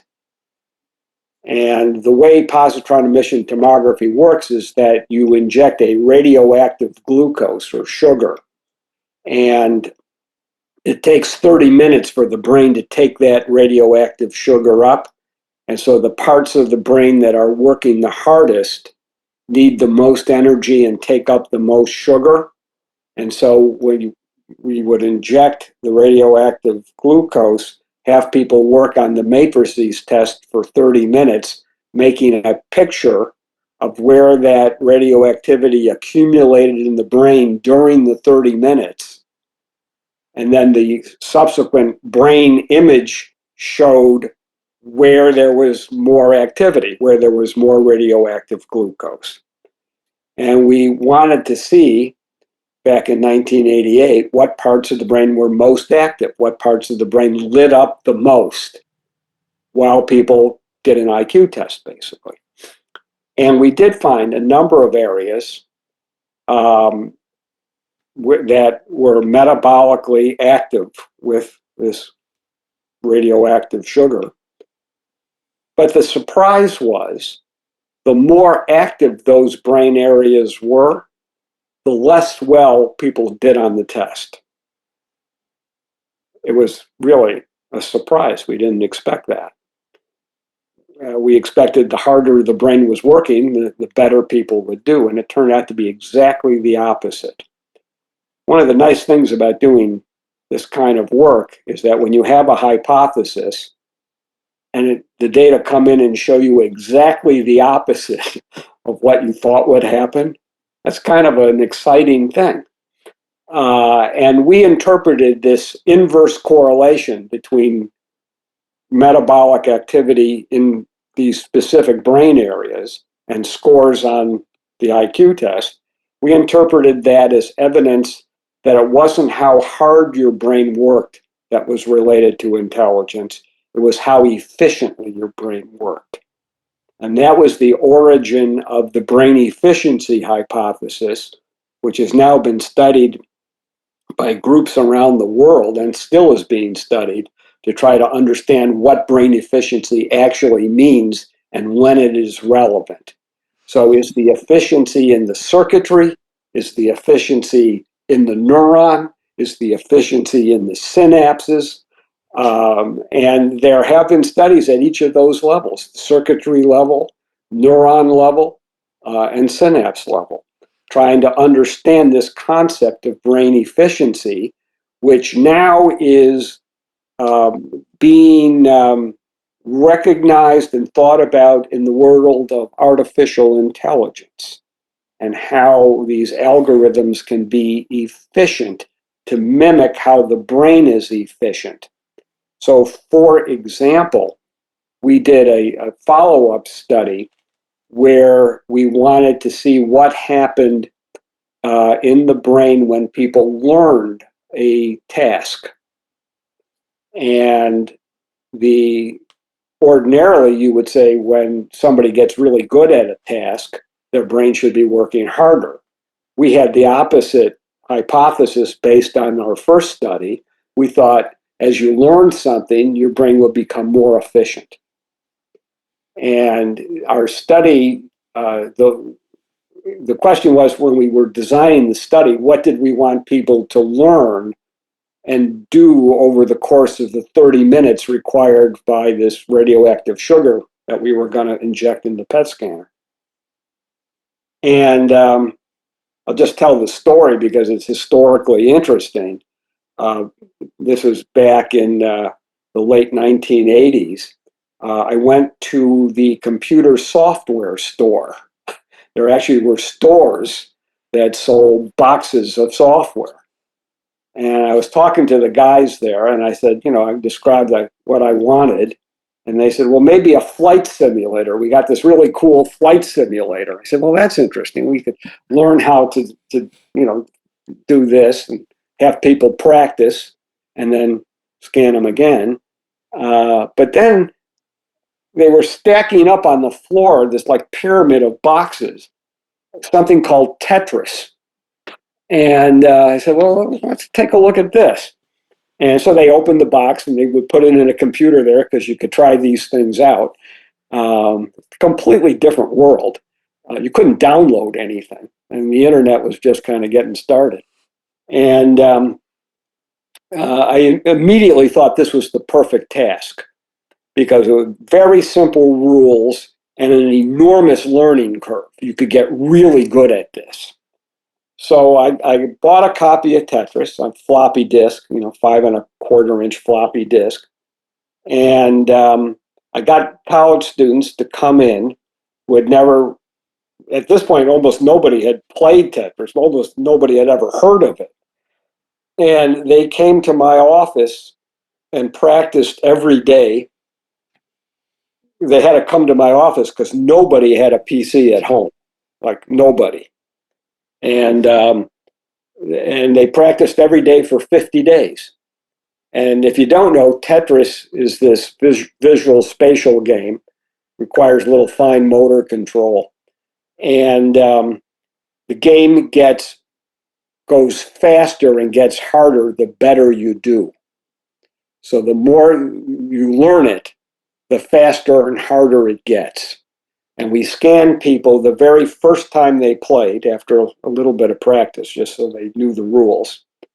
And then we scanned them 50 days later after they had practiced and gotten so good, the game was moving so fast you could scarcely believe a human being could do this.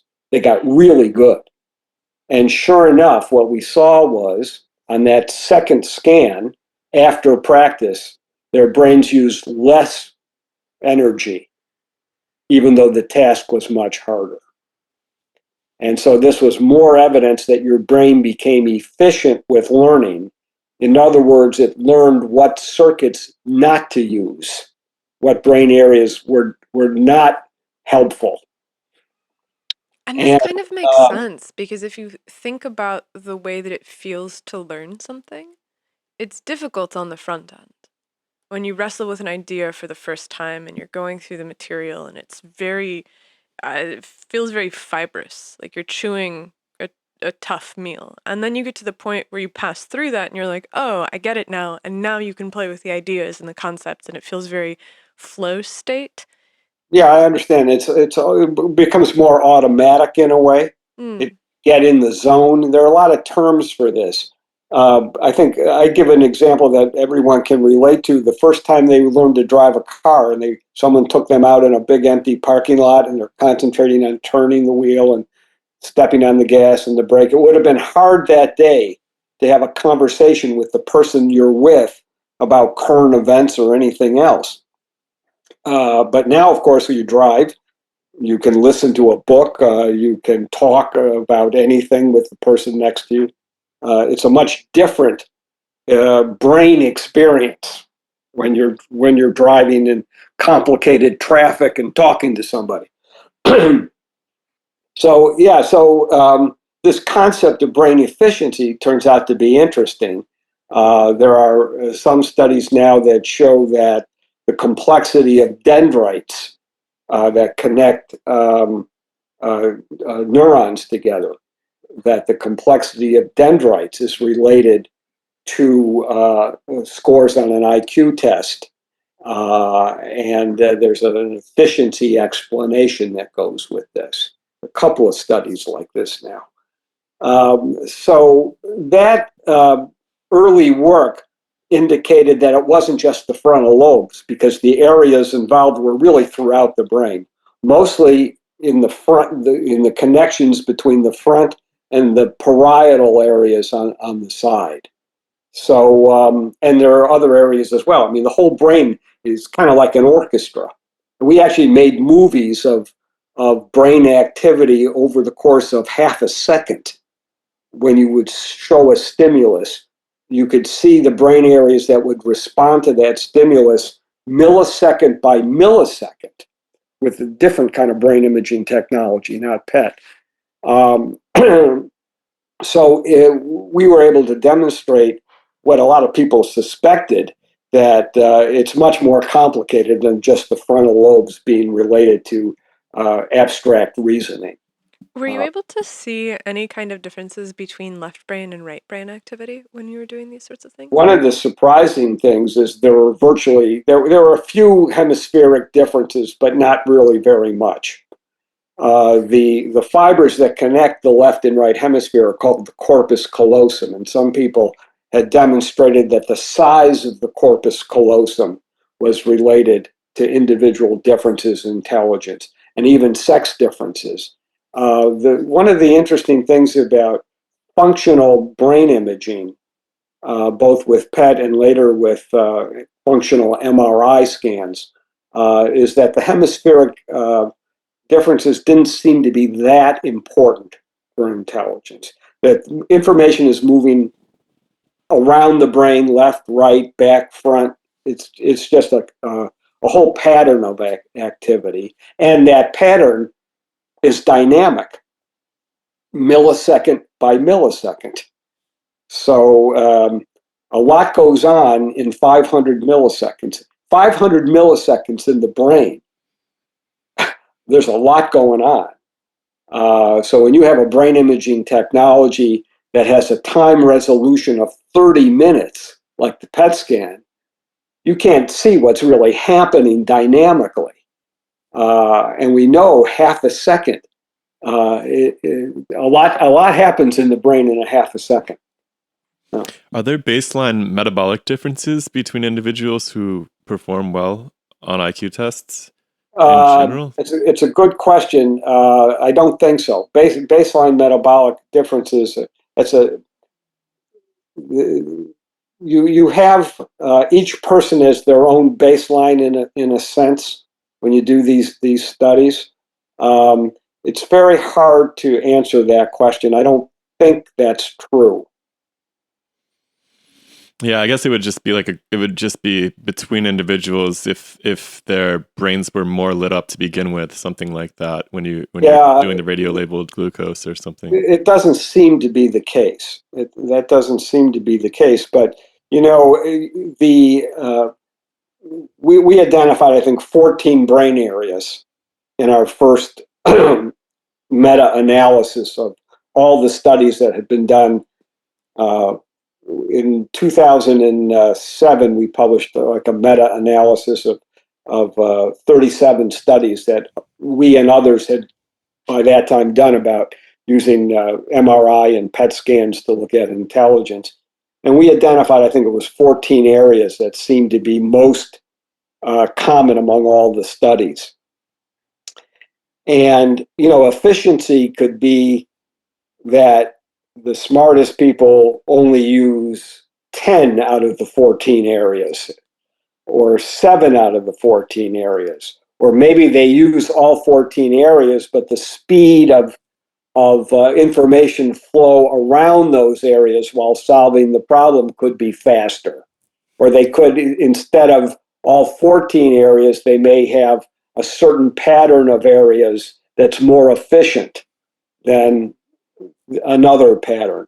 So we've tried to study that. It turns out it's kind of complicated, but right after I retired, another group using a big database, a connectome database that had been generated by fMRI, was able to demonstrate that within a person, the pattern of brain activity within a person was so unique that person could be identified from their pattern of brain activity, just like a fingerprint.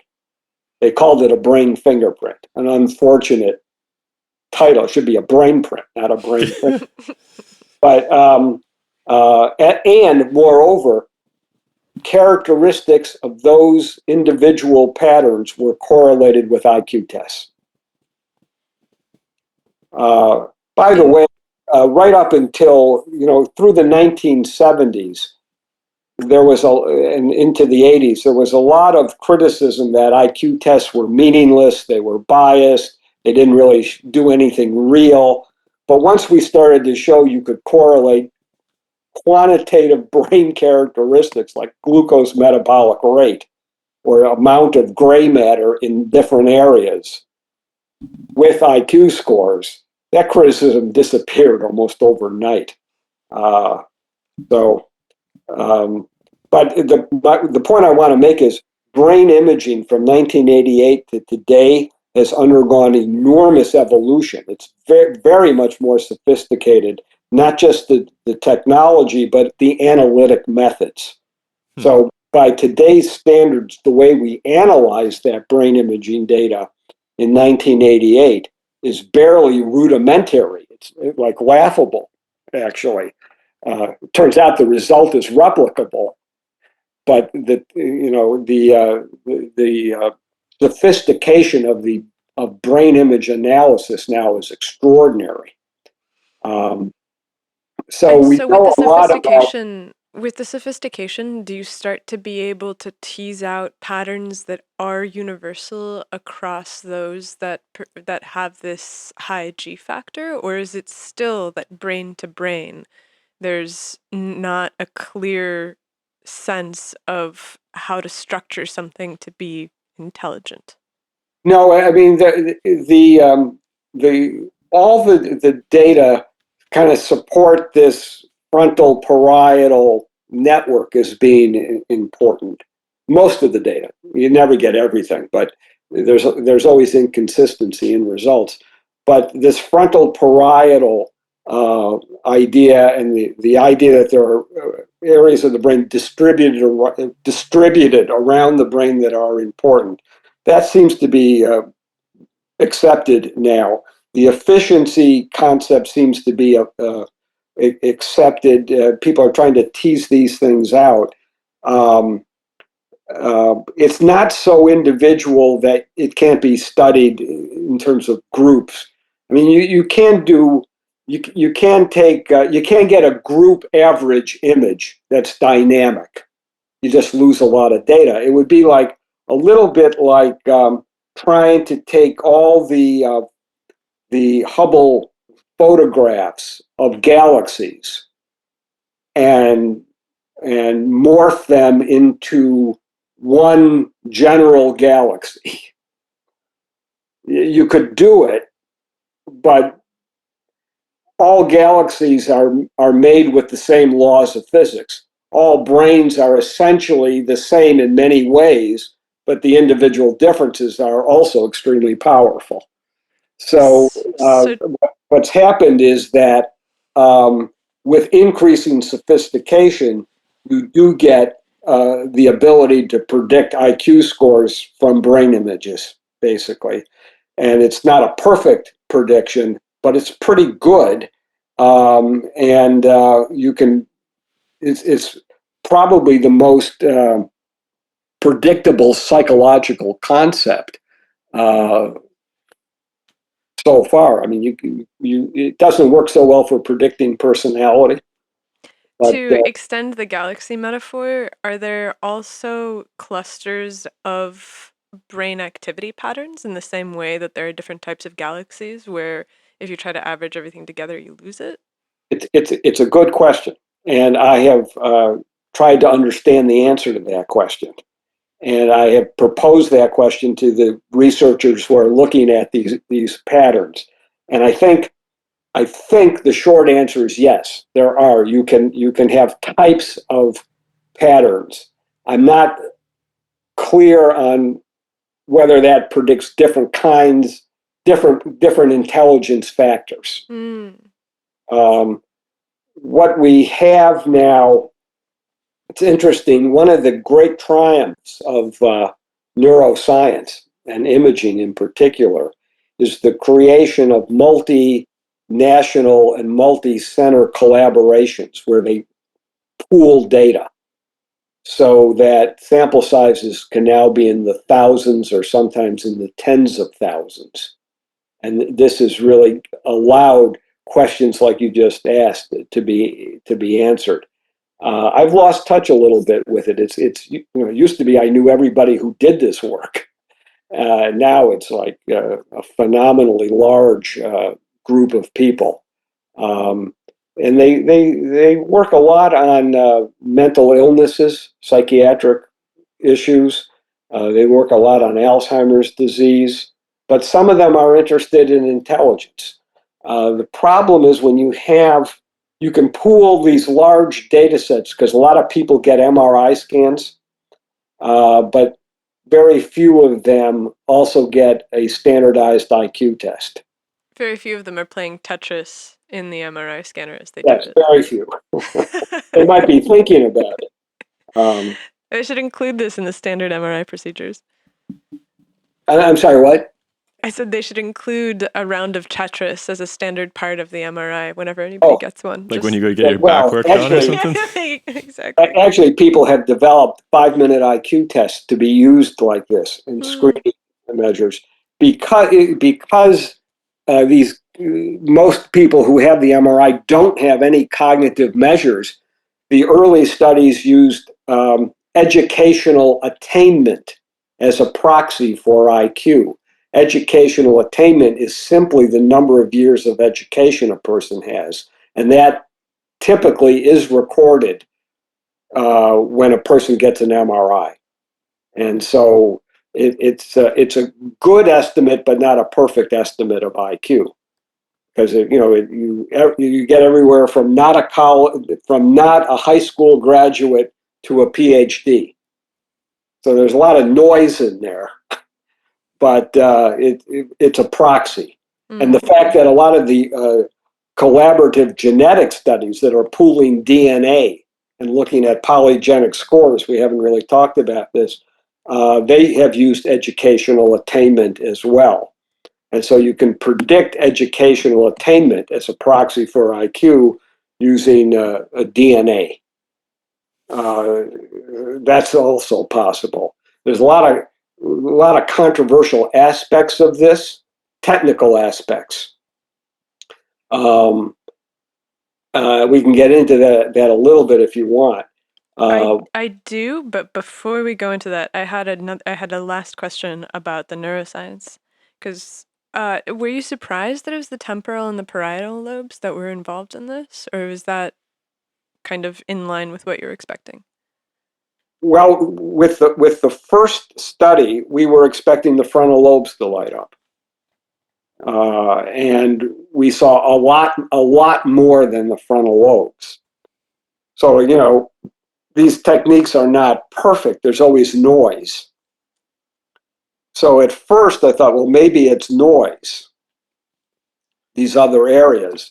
But in virtually every PET scan study, you find more than one area. So there were some early studies, really before and after ours, on language, not on IQ, but on just hearing words. And they published papers that show one brain area lighting up. And subsequently, it turned out that those studies, they weren't manipulated, but they often would not publish pictures of these little dots everywhere else because they thought that was noise. Well, it turns out not necessarily noise, that no one brain area ever lights up to any cognitive task. There's always some network of areas, especially if you look dynamically over milliseconds. So that's what we know about from brain imaging. We know that there's a network of areas. We know that efficiency is an important element. We know, we didn't talk about it, but we know the amount of gray matter is important. We know the quality of the white matter, the fibers that connect the gray matter. We know that's important. So there are a number of... what about like the degree of myelination? Like what about the insulation of the neurons, like the degree of myelination? Is that something? Myelination has been studied. There's some relationship there with, the myelination is the covering around the white matter fibers. There are a number of quantitative brain characteristics that are related to IQ, and that's why you can predict an IQ score from a combination of these brain variables. Again, a multiple regression equation. And it's the connectivity now. It's the strength of connectivity among brain areas that turns out to be most predictive. Strength. How do you measure the strength of connectivity? In a functional image, when one area lights up, does another area light up? Are they correlated? Are they functionally correlated? And the size of that correlation determines the strength of the connectivity. I think that's the simplest way to say it, but it's a very sophisticated way of looking virtually at the entire brain. You pick one spot and you see how that spot correlates with every other area. Mm-hmm. But like from a mechanistic standpoint, is that physically reflective of the fact that those neurons are making more connections and they're in some sense anchored more tightly physically to their neighbors? Or is this like a more multiplicity of neurotransmitter receptors or a greater reuse of neurotransmitters? Like what's going on at the cellular level? Well, that's what goes on at the cellular level is the next level down from the network level. The network, neurons can have connections to nearby neurons and to brain areas and neurons far away. So there's long and short. And I think it turned out that the efficiency of the long connections actually were more predictive than the short connections. I'm a little rusty on this, I think I wrote about it in the Neuroscience of Intelligence, which I would refer to because it's been a while since I actually wrote that. So we got into this conversation because we're off the back of this idea that perhaps it would be possible to discover substances that affected the brain in such a way as to produce more intelligence. Of all of the things that you've named, the connectivity, the amount of gray matter, the myelination, is there any of these things that are currently manipulatable in a way where you can increase them? No. Is there any insight into what a path towards that would look like? And do you think that the simple act of mechanically increasing the coupling is enough without any other input? Not likely. Not likely. And I call it tweaking the system. And it may be that you have to do this as the brain is developing in the first year or two of life, when there's other environmental stimuli. We really don't know. It's still in the science fiction category, but almost everything in science fiction, science moves toward it, not away from it. So I do think, can you implant chips like Elon Musk is trying to do, and to increase in intelligence? I don't think he's made that claim. Um, can you do something mechanical that would increase processing speed? I don't know. With implants, stimulating areas of the brain in some sequence. There's been work on this. DARPA funded some projects trying to increase learning time for analysts looking at satellite photos, for example. Human beings trying to pick things out. Can you learn to do that with some brain stimulation? It didn't turn out to be practical. There were some effects, but they didn't turn out to be practical. So there are efforts underway to do this, but with brain stimulation. And there's something called transmagnetic stimulation, where you use powerful magnets to stimulate the brain. It's still, and there are other ways to stimulate the brain that are under investigation. And there were early claims about increasing intelligence that I don't think really were very strong. There's been some interesting reports about certain psychedelics and increased neuroplasticity. I wonder if you put any stock in that, or if neuroplasticity even has anything to do with intelligence. The fact that the brain changes. All plasticity means is the brain changes. When you learn something, the brain changes. Whether those changes are permanent, whether they generalize to other things. So far as I know, nothing increases the G factor.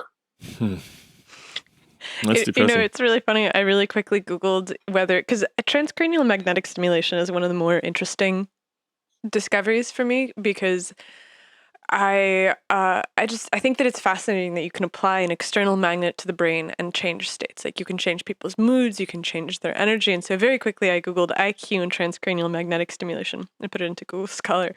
And the first result is that they discovered that transcranial direct current stimulation of the frontal cortex actually decreases intelligence. Yeah. That's funny. So That's funny. clearly What is that reference? It is in behavior. It is the Sellers paper in What year? 2015. 2015. It looks like Duke, University of North Carolina, somebody at Mount Sinai. Froelich was the last author. Sellers was the first Who's author. the first author? Kristen K. Sellers.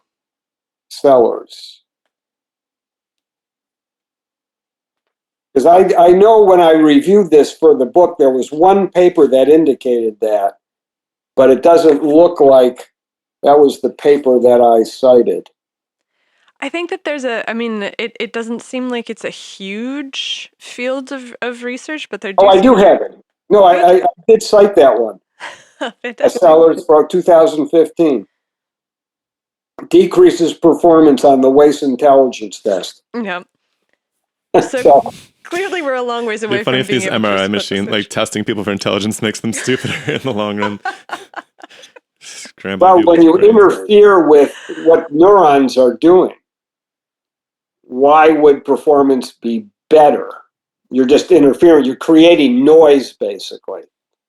You can imagine that disconnecting brain areas would increase disinhibition, might help creativity, might be related to mood. There's a lot of use of that technology with depression. Mm-hmm. But how it works, I mean, nobody's clear about how electroconvulsive shock therapy works for depression, but it does work. But not clear what exactly it does.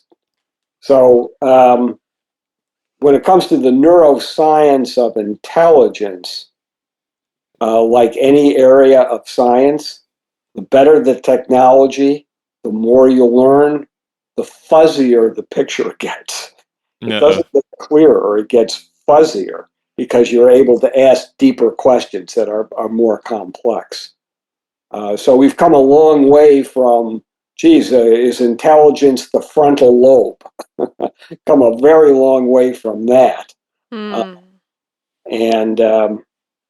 I find the studies of dendrites very interesting. And there's more coming out on that. Can you say more? What's interesting to me is that molecular biologists have not really tackled the intelligence problem.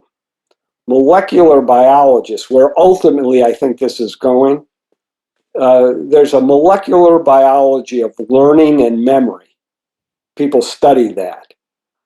But so far, only a handful of molecular biologists have asked questions about individual differences in learning and memory, getting them very, very close to a molecular biology of intelligence. So I think the two waves that I think are coming in intelligence research have to do with molecular biology getting interested in figuring out what genes are involved in what they do in the brain. That's going to be critical.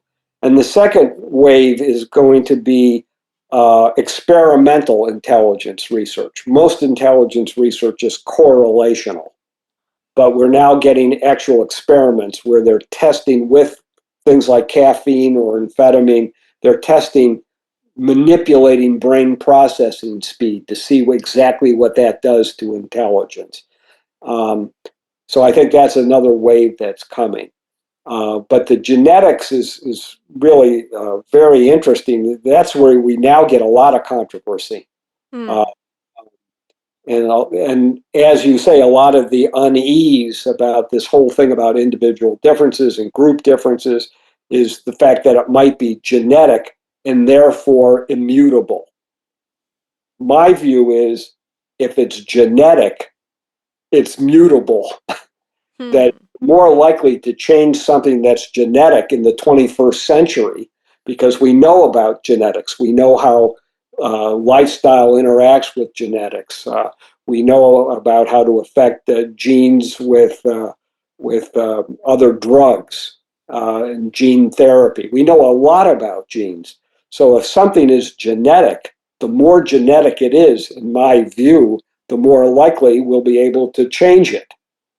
Not that it's immutable.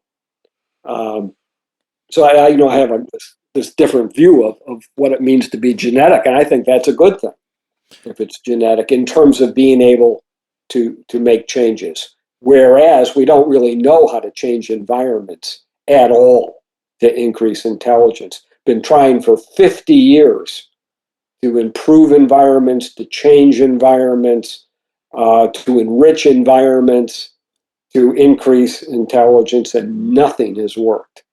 So I think it's fair to say that might not be the best way to go. Well, I wonder about that too, because I'm like, this is something I meant to ask earlier because of this increasing heritability of intelligence after childhood. So, what it seems like to me is that there's some formative years, maybe even before kids go off to preschool, where they're inside of this family environment that actually has a lot of wiggle room in it, where depending on the family environment, because there's some parents that, you know, sit their kids down in front of Coco Melon or whatever iPad they have available, and that's the extent of the like home environment that the kids have. And then there's the other parents, like there's a neuroscientist I follow, Eric Hull, who's teaching his 2-year-old how to read. And so I'm like, it seems like there's something that before you get into early childhood development on the level of preschool and schooling that has to do with how stimulating the home environment is, that probably has a fair amount to do with downstream outcomes. Problem with that train of thought, on one hand, is perfectly reasonable. On the other hand, what you're describing is completely confounded with the parent's IQ, which is genetic. So the parents who are doing these enriching activities generally have higher IQs to begin with, and those kids are not just getting that enriched environment, they've also gotten the genes. We're talking probabilities here. It's not a sure thing. So there's a confounding there that makes that kind of research very difficult unless you have a genetically informative research design, like using twins. You know, twins reared apart. And twins reared apart often, they still have similar environments. So you have to find twins reared apart who went into really different environments along the lines you're suggesting, and that's very hard. It's a very rare group to really disentangle it. One newer way to have a genetically informative research design is to use polygenic scores from DNA. And that's another complicated area where you can identify maybe 1,000 genes related to IQ, each gene having a tiny effect, like less than 1%. But if you aggregate them, you can get a score in a person. You can see if they have those genes. Then you can give a score to how many of those genes they have. That's a polygenic score. There are different ways to do it. I'm giving a very simplified version. And that polygenic score can then be correlated with something like an IQ test. And sure enough, you do get correlations between polygenic scores derived in different ways, but all from DNA, with things like educational attainment, things like IQ. There's a lot of discussion about this and some controversy about what this all means. But again, it's progress going from when I was in graduate school in the 1970s, and the question was, do genes have anything to do with intelligence or not, to the use of polygenic scores to try to predict IQ. So again, tremendous progress, although it takes a long time. And it is somehow less satisfying than being able to just find a single gene that you're like, this is the smarts gene, and if we mutate it here, you have an IQ of 10, and if we mutate it here, you have an IQ of 180. Are there any of those? That's what I was going to ask. Are there any particular genes that stand out? Depending on who you ask. No one gene has, I think, been shown to have more than 1% or something. The hope was at the beginning of this 20 years ago, they would find a couple of genes. And then they said, well, maybe it's 10. And now the estimate is 1,000. So I think the short answer to your question is no, there's no one gene. And the genes interact with each other. And some of those genes will interact with the environment, not all of them. And what aspects of the environment? Is it is it general stress? Is it some specific environmental thing like a certain kind of parenting style? You can begin to see why some people think it's so complex we'll never understand it. Unless it's something that isn't like wholly. I mean, okay. So if I look at something that's like a disease, like let's say autism, and I'm sure that there's going to be people in the comments that are yelling about the fact that I can't call autism a disease. Let's say a disorder that appears, or a state that appears in the population at a Non-normative. Non-normative. I don't even know what I'm supposed to say about this. Let's take autism, which is a condition. So the condition of autism appears to be going up in the population, right? So we started at like 1 out of every 10,000 kids when it was first described. Now there's some estimates that are like 1 in 30 kids, which is, okay, clearly there is something. And then you go into autism research and there isn't a gene. Like there's not even a collection of 10 genes. It's probably closer to this polygenic situation that has been poorly described. And I'm like, to me, that reads, as a biologist, as a biochemist, that reads as basically a sensitivity to the environment. And that seems to be not the interpretation that IQ research comes to or intelligence research comes to. But I'm like, if you have this broad spectrum tuning to a bunch of different genes that all contribute to make somebody smarter or less smart, and none of them are, you can't bin all of them into a single category. It really does seem like the thing that you want to optimize for is you want to optimize for an environment that maximizes the ability of all of those genes to be maximally efficient in Do whoever. do you have to know what the function of those genes are? It's really, do you know what Be Michael able Levin's to work? even talk about maximizing the environment. So what I are the wonder about that. potential?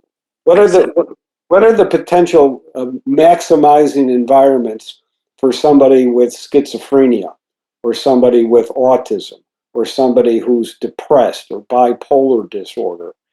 Less What is marijuana it? for one. Yeah, less less marijuana, a cultural context where you aren't isolated and treated as being super crazy that nobody wants to deal with you, a strong family environment. So if you have one of those disorders and you're in that environment, is the disorder, you wouldn't argue, I'm sure, that the disorder is cured. You would argue, I think, that it's managed a little better. But to actually cure it, if you want to cure it, some parents don't believe, as you say, that it's a disease and needs to be cured in the case of autism. Well, but let's say schizophrenia. If you want to treat schizophrenia, getting people in a supportive environment is important. Clinicians have known that for a long time. If you want to reverse the symptoms of schizophrenia, you have to do something in the brain, probably with drugs. If you want to prevent schizophrenia, there's no environmental way to prevent it. It's going to emerge, and genetics is going to play some role. So you have to understand that if you want to prevent schizophrenia, you have to understand something about brain development and genetics, I think. I don't think that's an unreasonable thing. This is why I think that if we understand intelligence on a developmental neurobiology level, the interventions may have to be early on, so that whatever environmental inputs are important, the brain is now ready to accept those in a way that's different if you hadn't done the brain manipulation.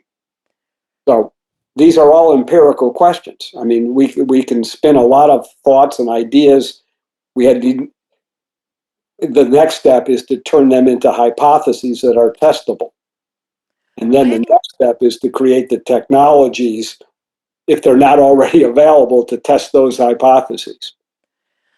And my inclination, though, is that when you're in a situation with something like really quickly rising cases of autism, there's probably things that are really difficult to test in order to develop a molecular understanding of what causes it. And so, on one hand, you're trying to get to this biochemical layer where you're able to say, these are the reasons for this. This is how this works. These are the genes that are involved. And this is how we can fix it through CRISPR-Cas or whatever other manipulation we have at hand. Great. That's definitely a goal. But on the other hand, you also have to recognize that there's a crisis that needs to be managed in the interim before you figure that stuff out, right? And you have to make these choices and decisions about the environment prior to actually knowing anything specific about what causes it. Right, but they go in parallel. It's not one or the other. They go. I mean, the researchers are not the caregivers. The researchers are not the clinicians. The researchers are trying to understand what is possible to do to either minimize the symptoms, reverse the symptoms, or prevent the symptoms. Treat and prevent are big challenges, and you have to understand more on a causal level, of why this is happening. And I think that's in the brain, and I think it has to do with neurobiology and development. And a lot of biologists point out that it's not just genes and environment. There's a third factor, and that's random chance of how things connect in the brain. So, look, it's a challenge. I think there's a lot of research on developing drugs to treat Alzheimer's disease, which is a disease of learning and memory.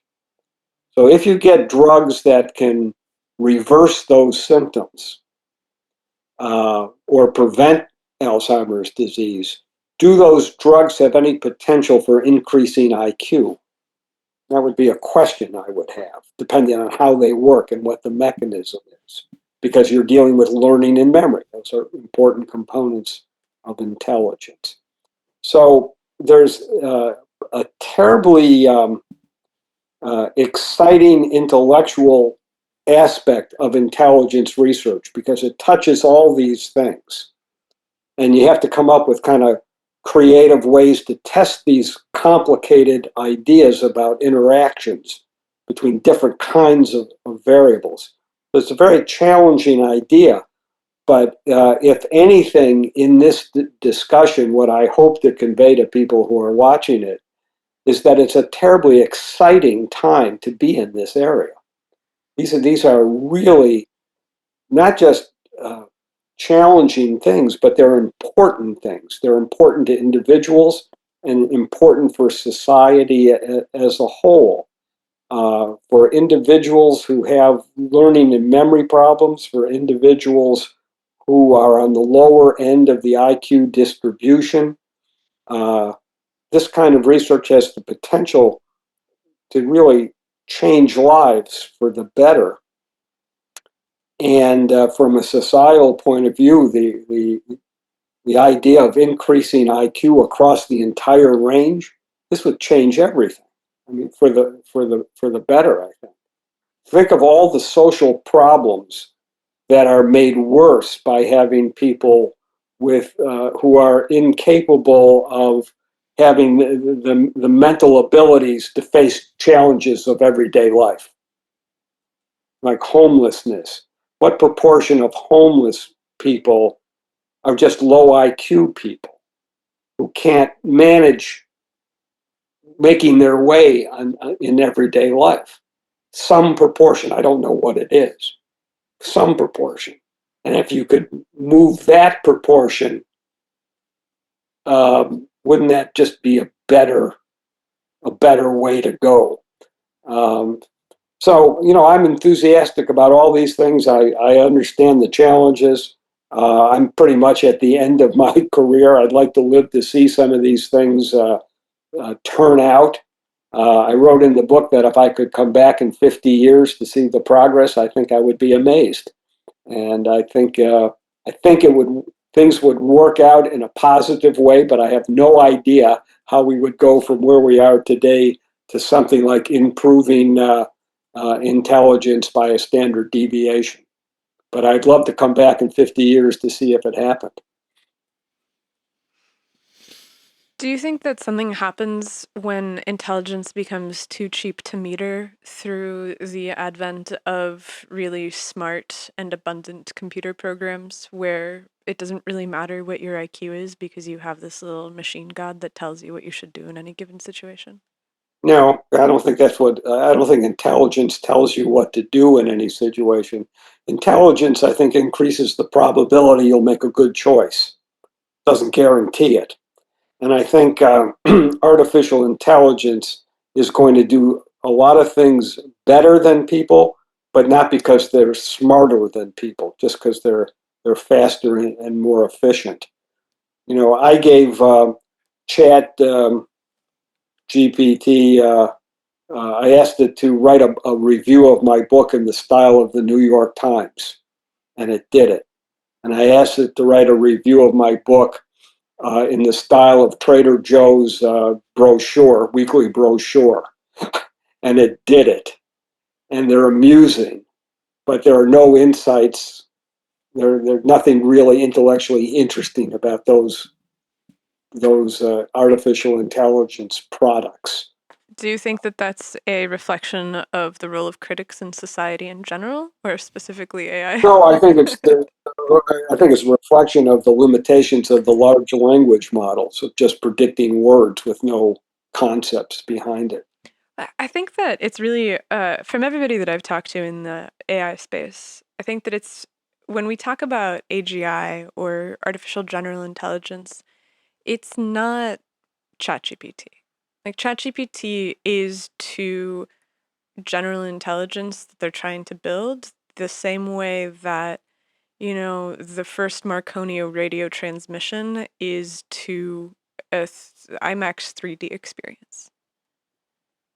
And so I agree with you that when you go and you interact with an LLM, it's basically dumb as a pile of bricks. Like it can do a job that you tell it to do. It can make a wall. It can hold up some mirror in front of you, but it doesn't seem smart. But the machines that people are trying to build are machines that will actually be independently intelligent, and I think that they will be as close to this is going to sound crazy, as close to ensouled as a machine can be in the sense of having will and creativity and everything else, because they're going to be imbued with evolutionary algorithms and they're going to be able to produce more of themselves. And the smartest people in Silicon Valley that I talk to are all aimed at building this, like machines that have minds, that have that are distillations of what makes humans intelligent, that have bodies that can repair themselves and make more of themselves, that are basically a companion species to us according to all of the same rules that we run. Well, in order to do that, if they want to make artificial general intelligence to be like human general intelligence, they have to know something about human general intelligence. Mm.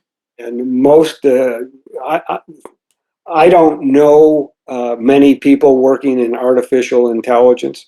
I gave a talk 15 years ago to a group of artificial intelligence people, and I emphasized the G factor, and I had no impact at all on what they thought I was just, I don't know what they thought, but they just weren't getting it. And now that's changed because now you hear a lot about artificial general intelligence mimicking human mimicking human intelligence. But we know some things about human intelligence that might inform their efforts. I'm not sure they know what we know yet. I just don't think they've paid enough attention to human intelligence research. I think Be wrong. I mean, there are some. I know some examples of people who have thought about it, but the kind of research papers I'm thinking of in human intelligence, I've never seen cited by artificial intelligence researchers. They seem to be more mathematical and maybe getting a little cognitive. I wonder if these systems aren't going to actually make us stupider because we're offloading all of our abstract reasoning onto these processes. Like I often think about this when it comes to using maps to navigate the world. Like I actually try to avoid using the maps as much as possible because I feel like it's making me dumber about my orientation to my environment. And I wonder, as we rely more and more on these artificial intelligence programs, if that Flynn effect is going to continue to recede. Well, if you think environmental stimulation is the key thing for the G factor, then the less environmental stimulation you get, the lower the G. I mean, you just take what you said and treat it as a hypothesis. I don't think we're getting dumber. We're getting reliant on certain things. I used to be able to multiply a bunch of numbers in my head. I don't bother anymore because of the calculators, or I can even ask who on my desk here, what's this times that, and it'll tell me faster than I could do it on a calculator. I hesitate to say the name because I don't want her to respond. I used to be very good at reading maps. I don't bother anymore because I have GPS in the car. But I'm not dumber. I wonder about that though, in terms of that formative experience where there used to be. I remember I was talking to somebody who was an engineer that came up before CAD, which is this design suite, was the default, and they were like, we would have to actually design things without this sort of autocomplete system, without this system that's able to project forward the designs and actually make a model. And once we've learned how to do that, we then transitioned to using CAD.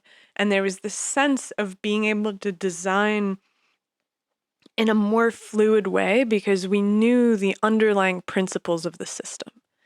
And it kind of makes me think of what you said about brain function and efficiency, and how a brain that's got a higher IQ is struggling less.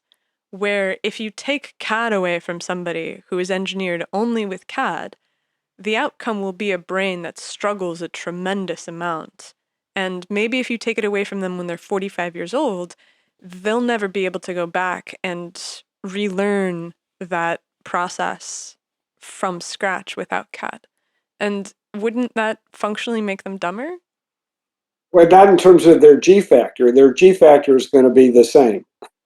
Well, okay, so there's talking about kind of flexibility of learning things. And again, you're giving kind of a stereotypic example.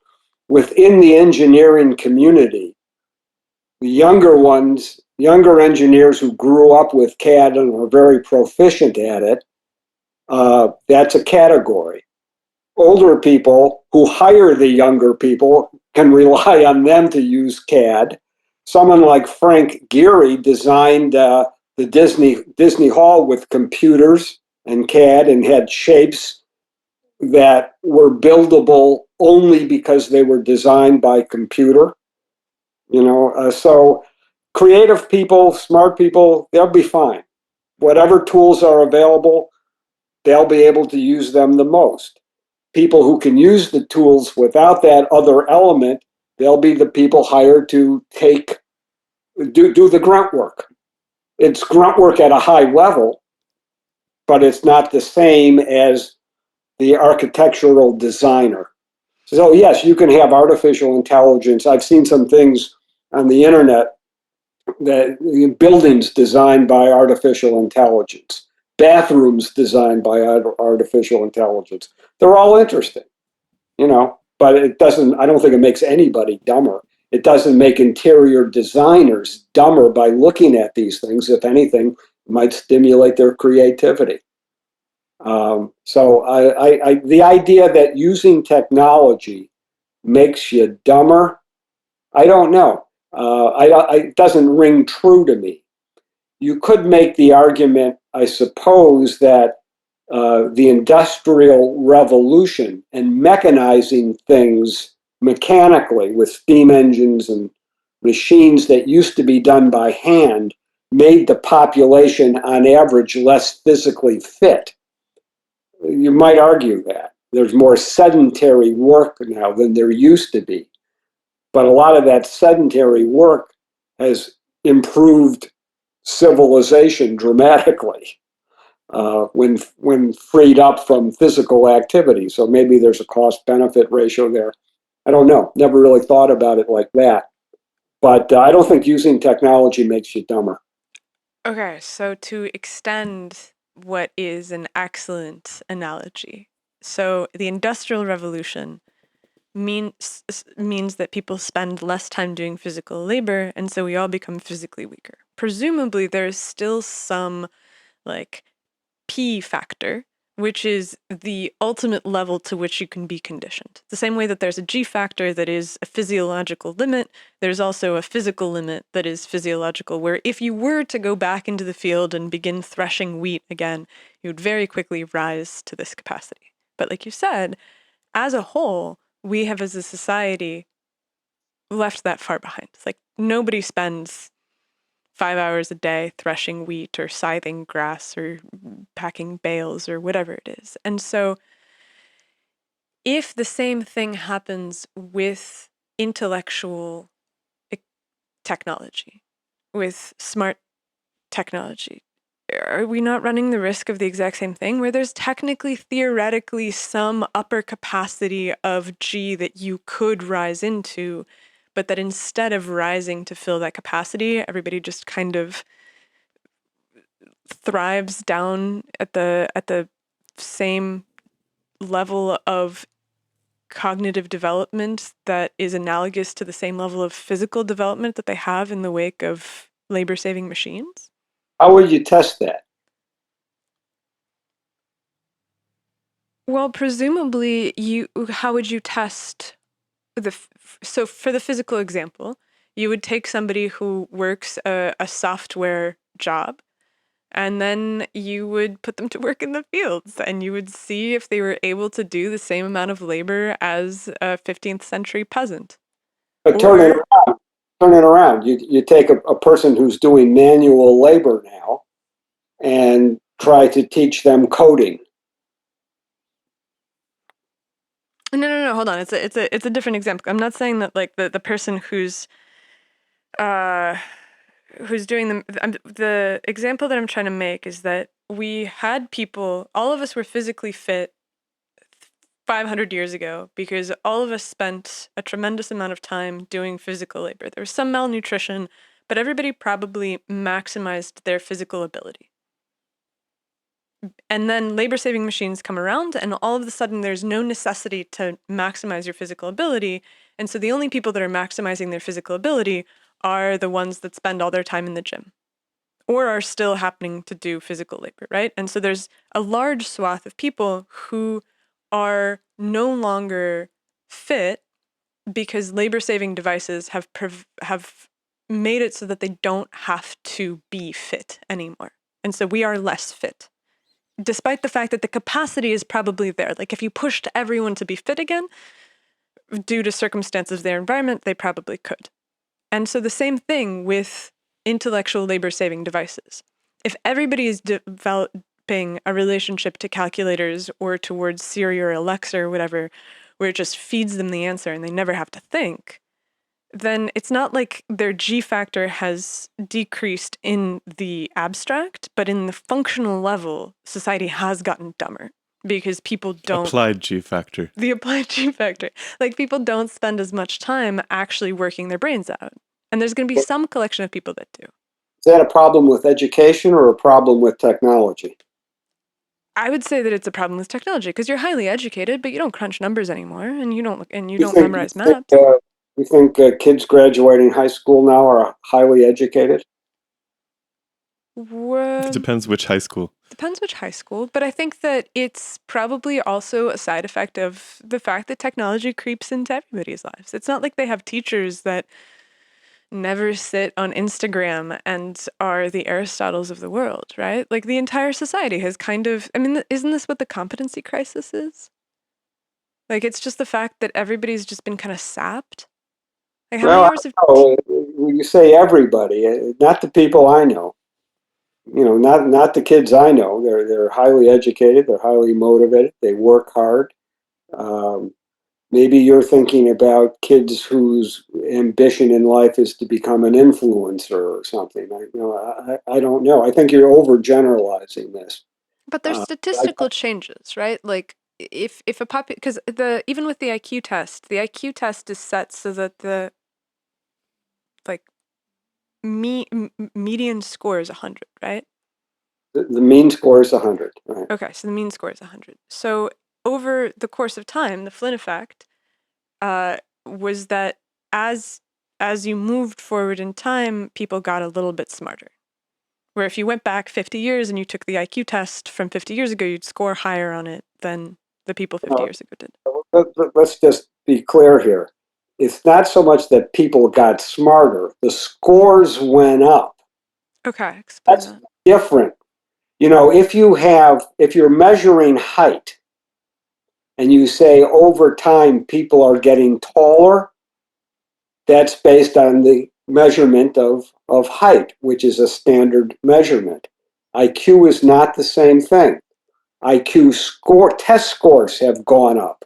It doesn't mean the underlying G factor has gone up, because if you extrapolate backwards, it would mean your grandparents and their parents were mentally retarded. If you go back, three points every year for 30 years. So it doesn't work that way. So I think you're trying to make the point that smart technology is making people dumber. I think that's kind of a popular viewpoint, but I don't think there's evidence for it, and I'm not sure you could test it. I believe it is hotly debated with regard to the Flynn effect. Like some people do actually think people are getting smarter. Yeah. Some people think that it's a reflection of how we're acculturated to the new circumstances, the stimulation that we're receiving, and so forth. And some people think it's just a matter of people not being able to engage with the. Sorry, I have to think about this in reverse. People taking old tests. We have access to new information that they didn't have at the time, or new educational facilities and so forth. So we're all just up to speed on the old ways of thinking in a way that people May back also then were. be that people are able now to get closer to their potential, whatever their limit is. People get closer to it now because education is better, nutrition is better, lots of things are better. But I'm not sure there's any evidence that a person's G factor has increased. So we talked before about the G factor might be a limiting factor, and many people just through the normal course of events are here, and with extra effort, with enriched activities, with better nutrition, you may get closer right up to your potential. And maybe more people are getting up to their potential without this going up, level of G going up. So I think Anastasia's point is just that people might, as a result of the rising technology, may be less inclined to reach their potential. That's exactly it. That's a much more concise. Just because there's more crutches, right? You can get by without really pushing yourself, perhaps. And I mean, like, if you talk to school teachers that are seeing kids that have been, the iPad generation, they're absolutely terrified of what's coming down the pipes. And so I'm like, I don't think that technology is I don't think the There's real technology metrics is for this evil. too, right? Like kids can't spell as well as they used to be able to as a result of autocorrect, things like that. Yeah, like if you're not spending your time reading books and you're spending your time watching, short video clips on the internet, it's hard to imagine that you're going to maximize your G factor the same way that you did 2 or 3 generations ago. So, would you advocate for less technology?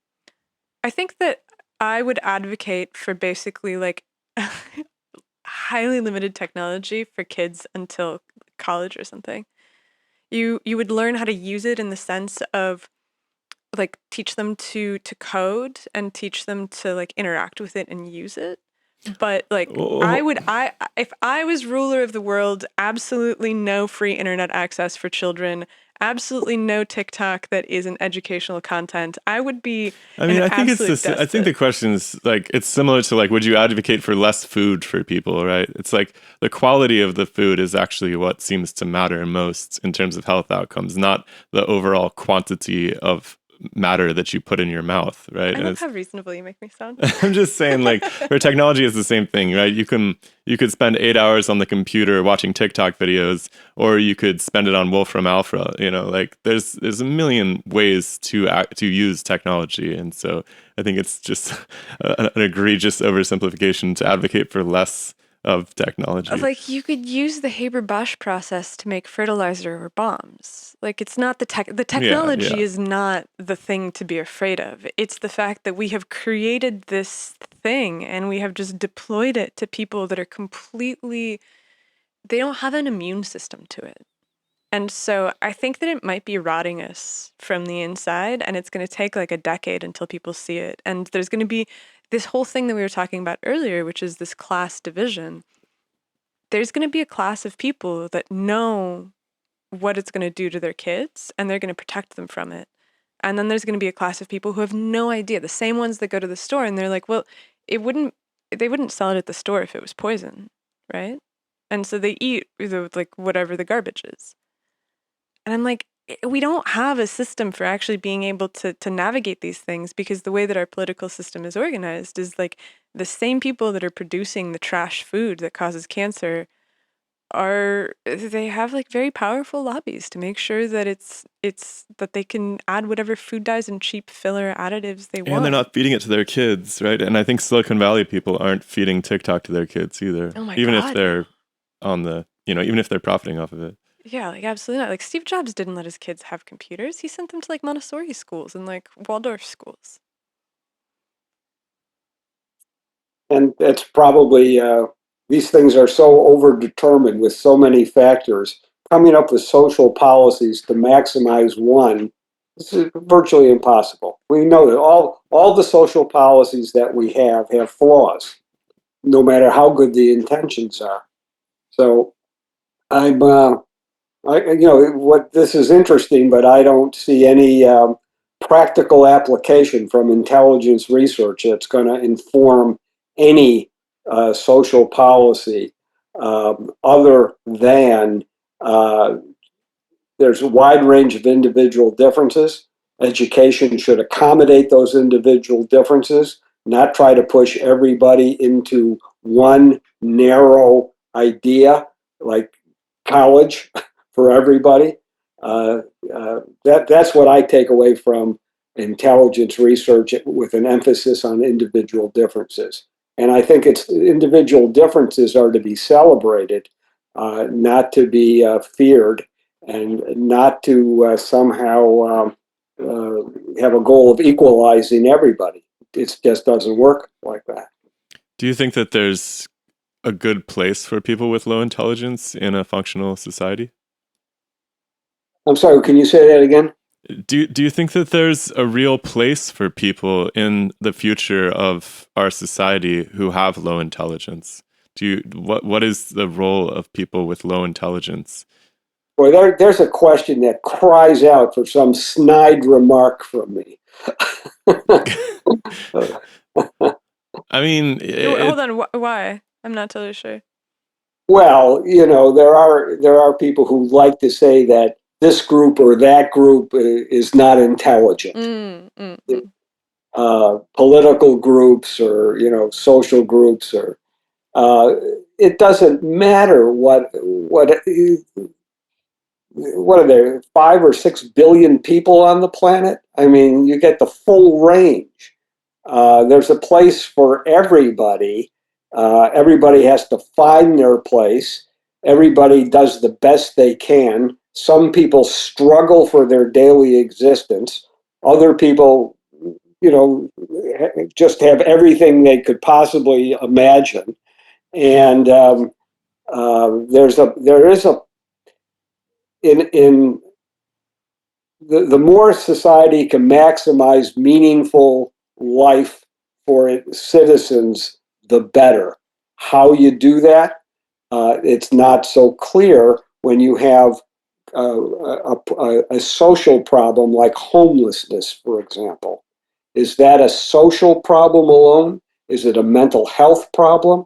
Is it an IQ problem? It's all of those things.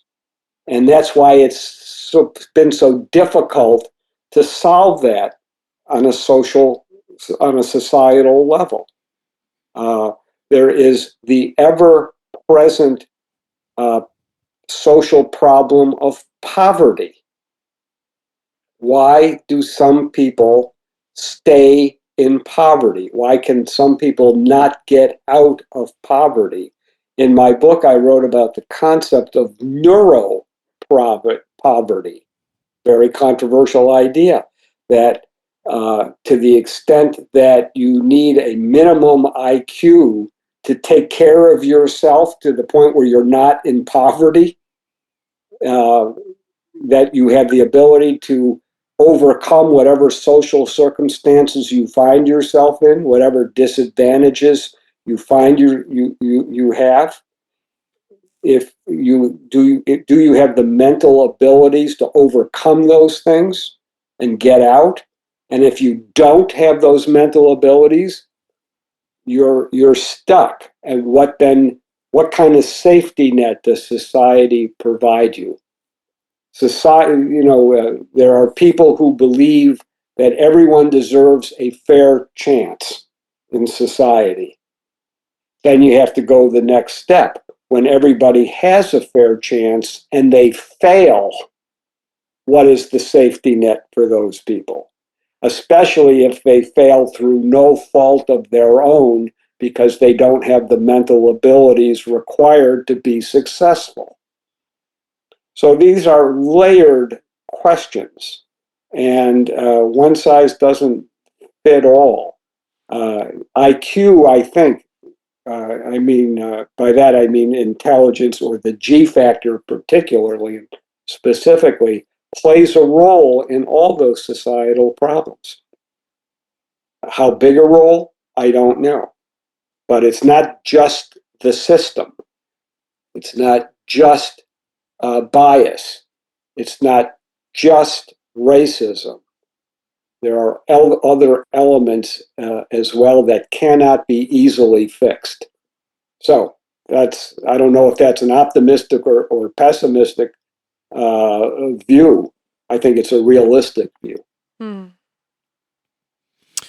I love it. Yeah.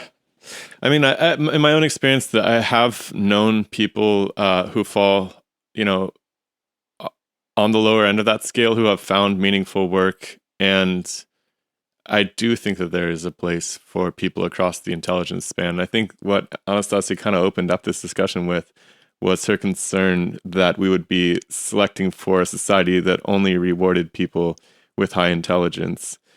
And I don't think that it has to play out that way, even if we don't find a magic miracle genetic or pharmaceutical cure for how people can be lifted up. Because there's a lot of work that needs to be done that doesn't require complex abstract reasoning at the end of the day, right? There's everything from bringing ice chips to patients in a hospital to delivering the mail, right? And we didn't really touch upon this, but I think that's really a valuable. Like the really good example was the World War II thing, where they started letting the patients out of the mental patients out of the hospital to assist in ambulance driving, right?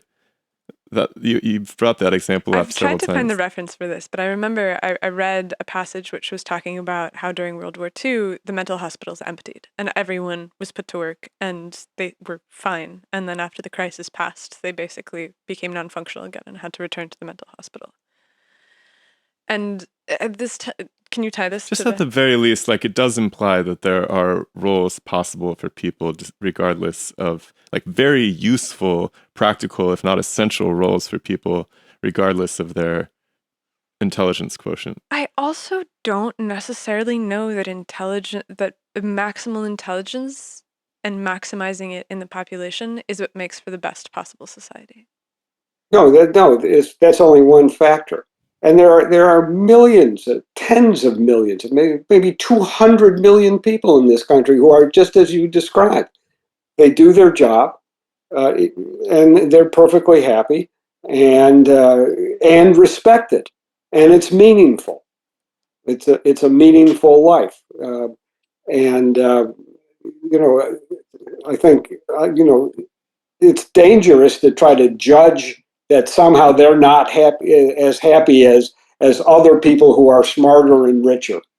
Because yes, I know lots of people who are just fine doing what they do. Doesn't require a high level intellect.